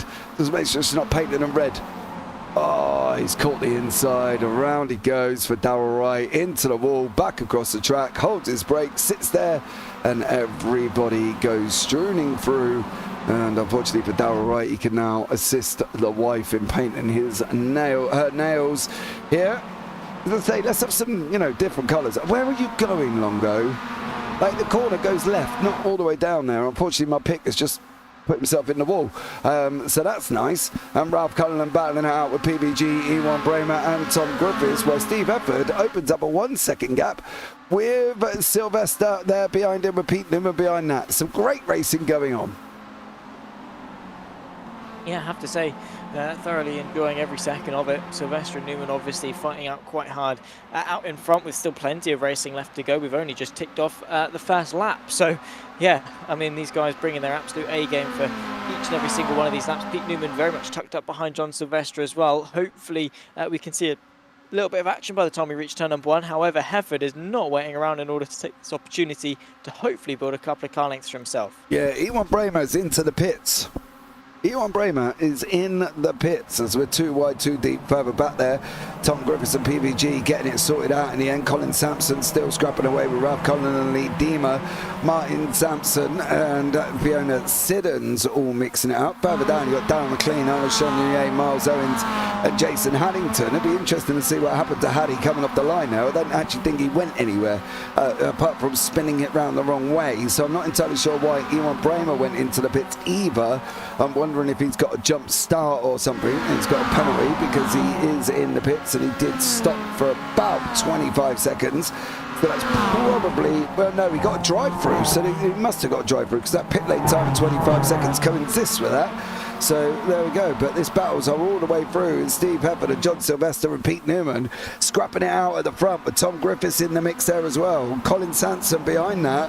Here's the AM got an opportunity here to take a victory, Zach, do we think? Probably the best one of the evening so far.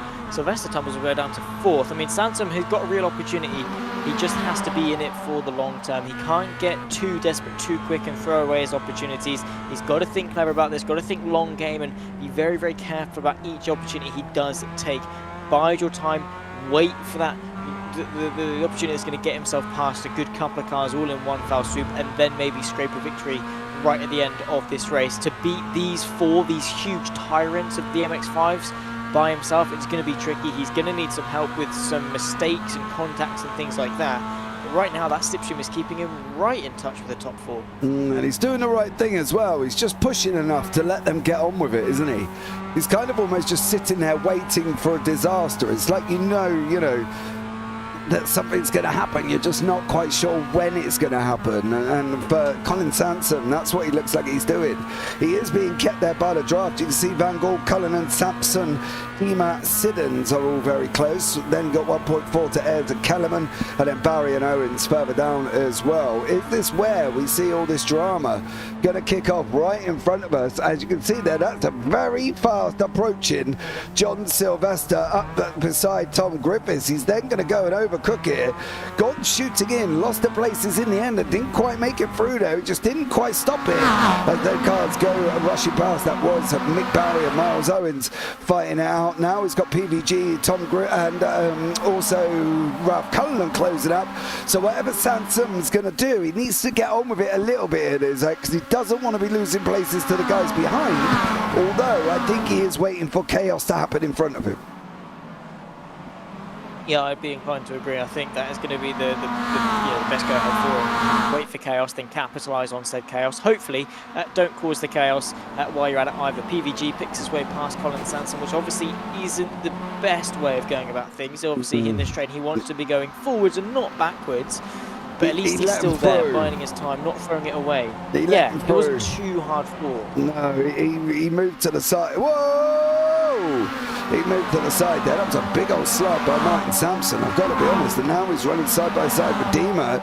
Here, the Dima on your left, Sampson on the right. It'd be the opposite way as we go on board with Martin Sampson. We have got Lee Dima. You can see him in a mirror at the top of the screen here. He does end up losing out. Now we've got to keep. No. Dima's going to get a run on him. He should get a run on him as well. What about Sylvester? What about Griffiths? What about Hefford? Well, they're still scrapping it out once more. They're still fighting away. As you can see them coming down towards us with their lights on here as well, blazing at Monza. Who's going to be able to get this as we're too wide, too deep, going around the final corner now as they come heading towards. It's going to be a straight drag going down this straight, Mr. Sweeney. Yeah, it's going to be, well, maybe a little bit of bump drafting as well, but 2 rows of 2. You can see Griffiths might have a good chance. I think it'll be 4 wide by the time they reach the Retifilo. That would be something. Pete Newman threads the needle, fills the space on the inside and through the middle of the 2.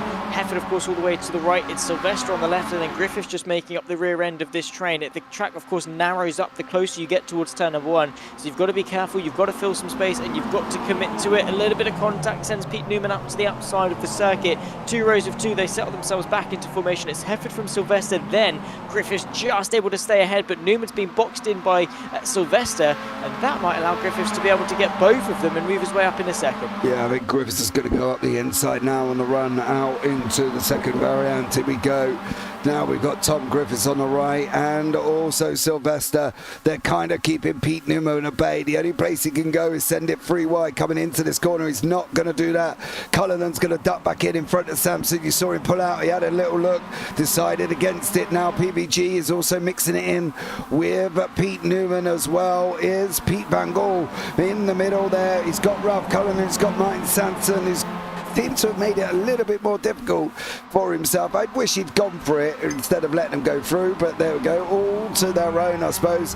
Now on board with PVG, we go chasing down Pete Newman, chasing down Tom Griffiths, and trying to hold the Irishman back of Ralph Cullinan. It's going to get very interesting in the next 6.5 minutes, guys. This is it, the final few laps of the season. Who's going to take the victory? Who's going to get the win in the final race? Is it going to be Hefford, Sylvester, Griffiths or Newman, or will it be PVG and Ralph Cullinan? Well, we will find out, of course, in due time. About 6 minutes 38 seconds-ish left to decide this race, so firmly into the second half of it. Let's have a find out as to who's going to be on top in obviously the short term of this battle, but it's the long term that people are more fussed about. Hefford able to control the front, which is a very good skill to have in such a long train, but so many individual battles, but they all sort of coagulate together to form this large train that we've got, forming all the way down to of course Martin Sampson in 9th, nose to tail the entirety of this train. I mean, it's easy to get overwhelmed in this. Being boxed in is not a good place, and it does open the door up for some small issues to arise in terms of obviously panicking and mistakes and things like that. So a cool, calm, collected stance is probably the best way to go, I think, in this battle. Yeah, I fully agree. keeping it on track for the last 2 laps. That's really all you've got to do, is just make sure you're not causing yourself any major dramas. I was trying to give you the up-to-date scores there, but it doesn't look like they've been updated for race 3. So we'll just keep this in mind. You can see the top 9 are going to be separated here by literally probably at most 3 seconds. Have I got it right? Yeah, 3.4 back to Charles Kellerman, and then we've got a bit of a gap after that. Demon's out, Barry, Wright and Longo are also in the pits. So unfortunately for Alexander Longo, I'd like to give a big shout out to Chardonnay. He's sitting 3rd in the AMS at the moment. He might actually finish a lap or at least a race tonight. So a big shout out to him as well. He's had a very tough night, Mr. Sweeney, hasn't he, let's say? Yeah, Monza does that to people. It's just one of those. It's either you succeed really well at and you get into a rhythm, or you just fall victim to all the chaos. And it's easy for both to happen. It just all sort of starts from the start of your evening, and Monza is just one of those circuits that are, you know, sink or swim, kill or be killed, those sort of things, side by side for the lead as well. I think Sylvester slightly under pressure from Hefford going into Ascari. But yeah, a lot of people just haven't had the evening they would have wanted, purely because of those lap 1 incidents. It's easy to get caught up in them. Yeah, it definitely is, and there was so much going on throughout the whole of the race, you know what I mean? And that's the thing. If there wasn't so much happening, then we could sit back and say, you know, fair play, it was an incident, it was an accident, it was this, it was that. But there was just so much going on in them first few races that it was just going to always be chaotic, and it's going to always been chaotic, especially when these guys race so closely, Zach. I think that's the thing. If they were so far apart, it wouldn't be an issue. But look at what we got on the screen. It's too wide, too wide, 3 deep with Ralph Cullinan coming into the show. Now we're going to go 3 wide. Is Griffiths going to send it 4 wide? Well, he's got the opportunity if he wants to. I don't think he's going to. Coming down, there's a little bit of a squirrely action from John Sylvester. You can see back again, 2 wide again, 2 deep, 3 deep again. And now they're fighting once more. And that's what I mean with the close action fighting. You were always going to have that problem. Yeah.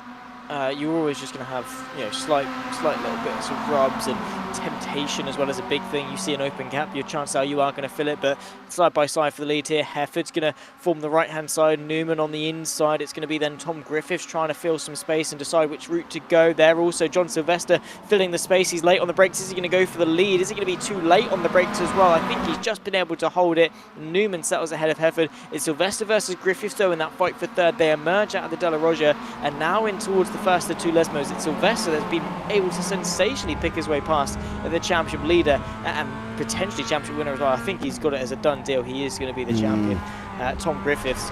But yeah, fair play, and still some great action going on. 1 lap left to go after this. Yeah, definitely. Still 1 more to go here, guys, so stay tuned for this one. It's only going to get more and more spicier the longer it goes on. You can see Hefford fighting out there, who's scrapping away with John Sylvester. Then Pete Newman's going to take a victory, maybe, with Griffiths and Van Gaal behind that as well. Look at the top 10. Just look at what sort of racing you are getting here this evening. You are getting the top 10 in the space of 2.1 seconds. You've never, ever watched a race, Mr. Sweeney, where the top 10 are that close. I can't recall one. If there was one, it was probably one of these guys as one anyway. Yeah, they are just that good. I mean, there's no 2 ways about it. These guys just stay close together. They just glue together. They keep the respect while also not losing the aggression or the passion in their battling. They don't shy away from moves, but they keep it within the limits. They keep it within the confines of what themselves and the cars are capable of, and yet they still give us some incredibly entertaining action. Steve Hefford goes for the lead onto the final lap of this race. It's probably the best opportunity to do so. Jamie Ayres as well, trying to make a late charge and get himself into the mix. Is he going to go for 2 and 1? Don't quite think he's going to go for his teammate. There's a slight bit of contact as they run their way through the chicane. Sylvester just able to hang on, but he's gone round. And out of contention. Yeah, and now we haven't got any Momo in the top 10, apart from Sylvester. No, sorry, SOB in the top 10. This could be slightly damaging. So... yeah, they'll be fine. I think they might be, but we're going to have to see how they get on here. as well. Very, very interesting developments. Oh, Jamie Ayres has gone round. Oh, that's Jamie Ayres gone round. He's had a meaty one with Pete Newman. Jamie Ayres and Pete Newman have gone round there. And unfortunately for them boys, it looks like they've not done themselves any favours. Here, as you can see now, there goes Newman. He's trying to go up the inside. He spins Jamie Ayres. Ayres loses a bumper there. That was random. And unfortunately does get up and running, but now Jamie Ayres is behind the SOB of John Sylvester and has got Ewan Bramer 2 seconds back there as well. But Colin Sansom still doing a great fight and still mixing it up with the pros, sitting in 6th overall. So a good job. I reckon he could have got further if he just battled that little bit harder for Colin. Probably. I mean, I think he has just been a bit of a pushover and accepting his place as the AM winner, which, to be fair, it's not something you want to lose, but it's the last race of the season. Like, just go for it, surely. Well, it's the last race, it's the last corner, and at the moment, Steve Hefford could be the last season's winner, as Pete Van Gaal did go past Tom Griffiths there. A little bit too easy for my liking, but I think Hefford's going to take this one as he's going to come over the line. He takes the final victory of the season. PVG and Tom Griffiths running to the line. It is Pete Van Gaal, and it is then as well. Charles Kellerman did manage it. What about Sean Yanye and Sylvester? It is Sylvester with Sean Yanye behind him. Jamie Ayres does manage to finish once more, but Pete Newman, Mick Barry, Longo, Darrell Wright and Lee Deemer are all in the pits, and we've still got Miles Owens as he's coming over the line with Darren McLean and Steve Hansford behind them. So very interesting race. Steve Hefford takes the final win of the season. We can't give you the up-to-dates at the moment. We will wait a second or so for them to see if we can get them finally. But yeah, very, well, I think, to be fair, Zach, a very great season coming to a very sad end. Do you know what I mean? Well, not really, because 2 weeks and we will be back at it again. So, I know, it's but not it's goodbye, just, see you later. yeah, it's not goodbye and see you later, but it's like goodbye, see you in a couple of weeks' time. Bit of a shame. Yeah, it's 2 weeks. It's fine. I look forward to this. It's week 13 next week. You'll That's be going to alright, be James. horrendous. Oh, I don't know. Like, it's a sad, emotional Don't cry, moment. James. Don't cry, man. Oh dear. Well, there we go. Some interesting racing, some interesting fights. Let's bring Steve Hefford in before we do the results here as well. Steve, welcome in. Congratulations on your victory in race 4, dear sir. Yes, always nice to end on a high. Yes, 4 different winners of 4 different races this evening in the pros, so a great job there as well. We're just waiting for the official scores to come through. Now, I did hear a little Dicky Bird tell me that they update straight away, do they? Yeah, Jamie's doing them. He's done race 1 and 2 as the session rolled over, and he's just doing the last 2 now. That's part of the reason why I've come to tell you, actually. Yeah, I was going to say... So, yeah, Jamie's going to do them now. They'll be done in a couple of minutes. I'm waiting patiently, Steve. I'm waiting patiently to see the overall combined. And with bated breath. With bated breath to see if...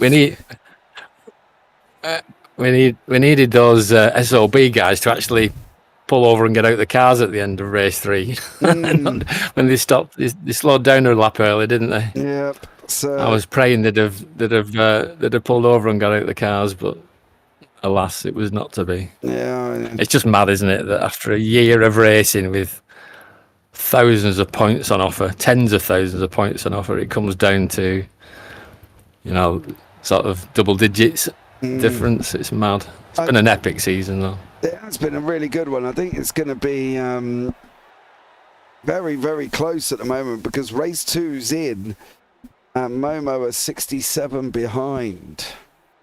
So it's all... Yes, we did close up, but I think they had a DNF in that as well. I'm not sure if any of them, any of the white guys had a DNF in those last 2. So no, Sylvester DNF'd in race 1. Nothing in race 2. No DNFs from SOB in 3. You had a DNF in 3 over Jamie Ayres. Jamie did, I didn't. Yeah, Jamie did, Yeah. So we're just waiting. with it, yeah.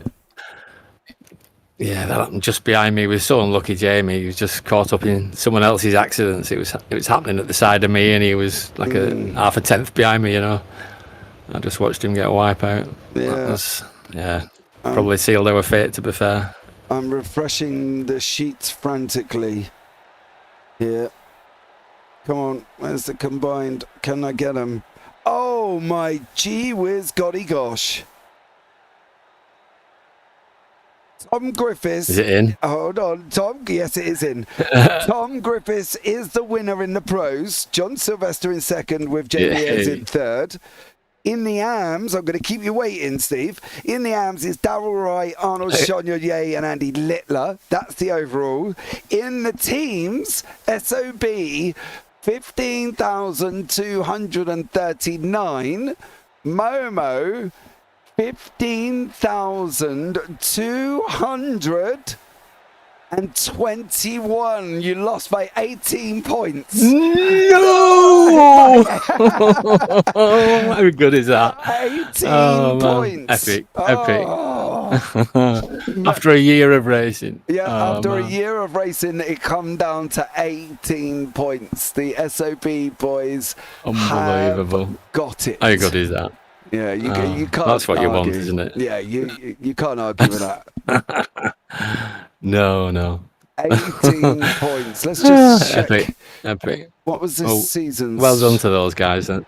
Oh, well, they won this season by 239, but yeah, 18 points overall. Yeah, we won the first 2 seasons, and then the third season it all seemed to fall apart for us and didn't have any good luck really. And then we had PVG, his roof leaked in and he had to take a week off, so I think without that would have been good, but it's the equivalent of an engine problem, isn't it? It's like anything in it, you know what I mean? Things happen and mistakes happen. It's very, very tough sometimes. Yeah. But for you finished 7th overall, Steve. Yeah, not bad. I had a few weeks off, didn't I, earlier in the year, so I knew I was miles off, but that's not bad. No. But to be fair, it's just I'm not that bothered anyway. It's about the racing for me, like I said. But epic. You kind of did want to defend your crown a little bit, though, Steve. Come on, 18 points. Well, you do, but I'm not bothered, to be honest. Those guys deserve it. To be fair, they've been, they've put the practice in, they've done the work, and they've been great to race against. So, what can you ask for? Yeah, absolutely there as well. So well done, Steve, to you. Anyone you want to shout out, buddy, before I let you go? Everyone in the league, to be fair, but especially my teammates. Yep, that's it, really. Awesome stuff. Well, Steve, thank you so much for joining us there, bud. And, well, hopefully we'll see you back again in a couple of weeks' time. Yep, you will. Take care, mate. Take it easy, guys. Well, there you go, Zach. 18 points. We'll just recap the results from this 4th race. Steve Hefford in first, Pete Van Gaal, Tom Griffiths and Ralph Cullinan, Charles Kellerman, Martin Sampson. Then you've got Colin Sansom, John Sylvester, Arnold Chonier and Jamie Ayres, Fiona Siddons, Ewan Bramer, Jason Anderton, Miles Owens, Darren McLean, Steve Hansford, Sir Alan Toon, and further back, obviously, Pete Newman and Alexander Longo, Mick Barry, Lee Deemer, Darrell Wright there as well. So after a whole year of racing, Mr. Sweeney, SOB took the team championship by 18 points. Yeah. Which is incredible. When there were 15,000 points on offer. Just on the maths, Momo scored 99.88% of the points that SOB did, which means the championship came down to 0.12%. Wow. Which is insane. 18 points Nothing. difference. No. Absolutely nothing in it. No, absolutely. We're joined once again by Mr. Miles Owens, who did come back for a second time to have a chat with me. Hello, Mr. Owens. Hi, boys. You right? Yeah, I'm all right. You don't sound very excited. Hello. Yeah. You don't sound very excited Woo, for yeah. Come on. But my face is.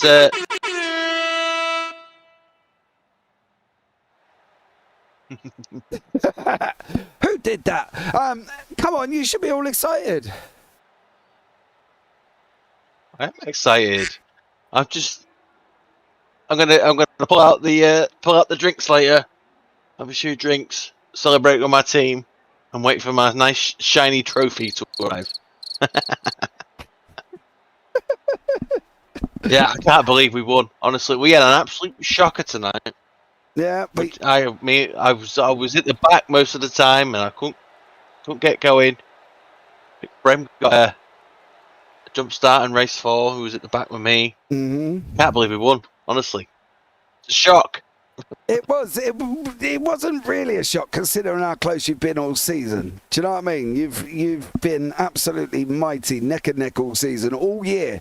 That's what I mean. After years of racing, you've come down to 18 points. It's just crazy. Madness. Hats off to everyone, though. Great racing. It's been a fantastic league. Absolutely, there, bud. Fantastic. So, for the second time, do you want to shout out anybody before I let you go again? Oh, just the same people as before, you know. I've got a couple of friends who's apparently watching, so shout out to them. Dan Pepples is watching as well, cheering us on. You guys for doing a stellar job, and obviously the Momo boys and everyone else for putting up such a great fight, and this wouldn't be possible with my my great teammates. So, thank you very much. Some stuff. See you next year. See you later, buddy. Take care. See you later. Chat. Bye. Bye. Well, there you go. We've now got Fiona Siddons, who's going to come in for a chat with us. Fiona, welcome in. How are you?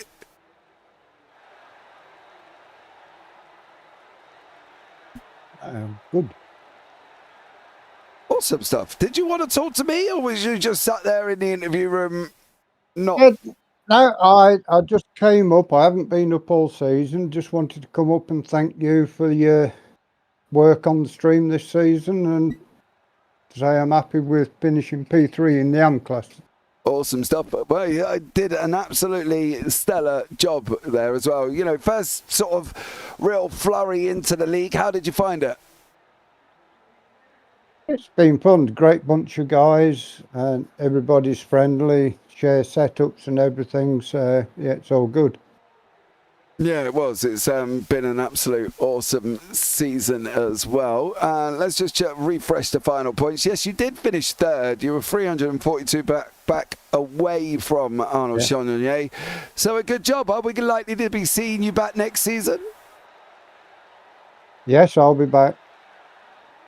Awesome stuff. Well, thank you so much for joining us there, Fiona. Anyone you want to shout out before we let you go? Yeah, you guys for doing the stream, everybody who works behind the scenes to run the league, and everybody at Result, and all them people who sit and watch us week in, week out. Awesome stuff. Well, thank you so much for joining me there, Fiona, and we'll look forward to catching up with you again next season. Yeah, lovely. Well, there you go, Mr. Sweeney. We have come to the end of the 2023 championship, and it was start to finish of the season. Tom Griffiths takes the pros, 4,921 with Sylvester and Ayres second and third respectively. Darrell Wright should be promoted up to pros next season if I'm not mistaken for winning the AMS, with Arnold Chagnon and Andy Littler in second and third, and SOB takes the team championship, Zach, by 18 points there as well. So a great job from SOB with Momo and Results Clothing in third place. Final word from you, Mr. Sweeney. Well, just bring on 2 weeks' time when we go back at it again for the UkSimracers MX5 stuff, because yeah, the last sort of 9 months really we've had of racing with these guys, you know, jumping on a Tuesday.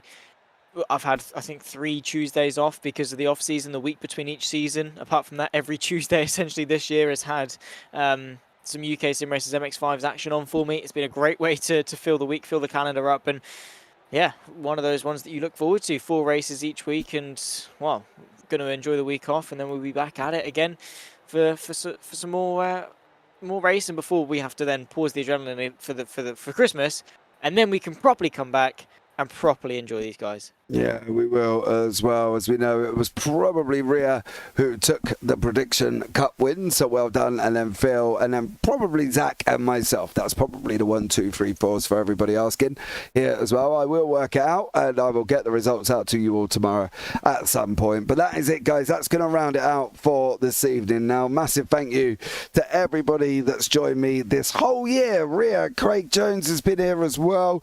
Chris Needham, thank you so much for that one. Arnold Chonier, you had a rotten evening, dear sir. Phil across the pond as he always, and then Austin Draper for coming in. Then we've got Charles Kellerman who pops in, Colin Sampson here as well, Mrs. Wright.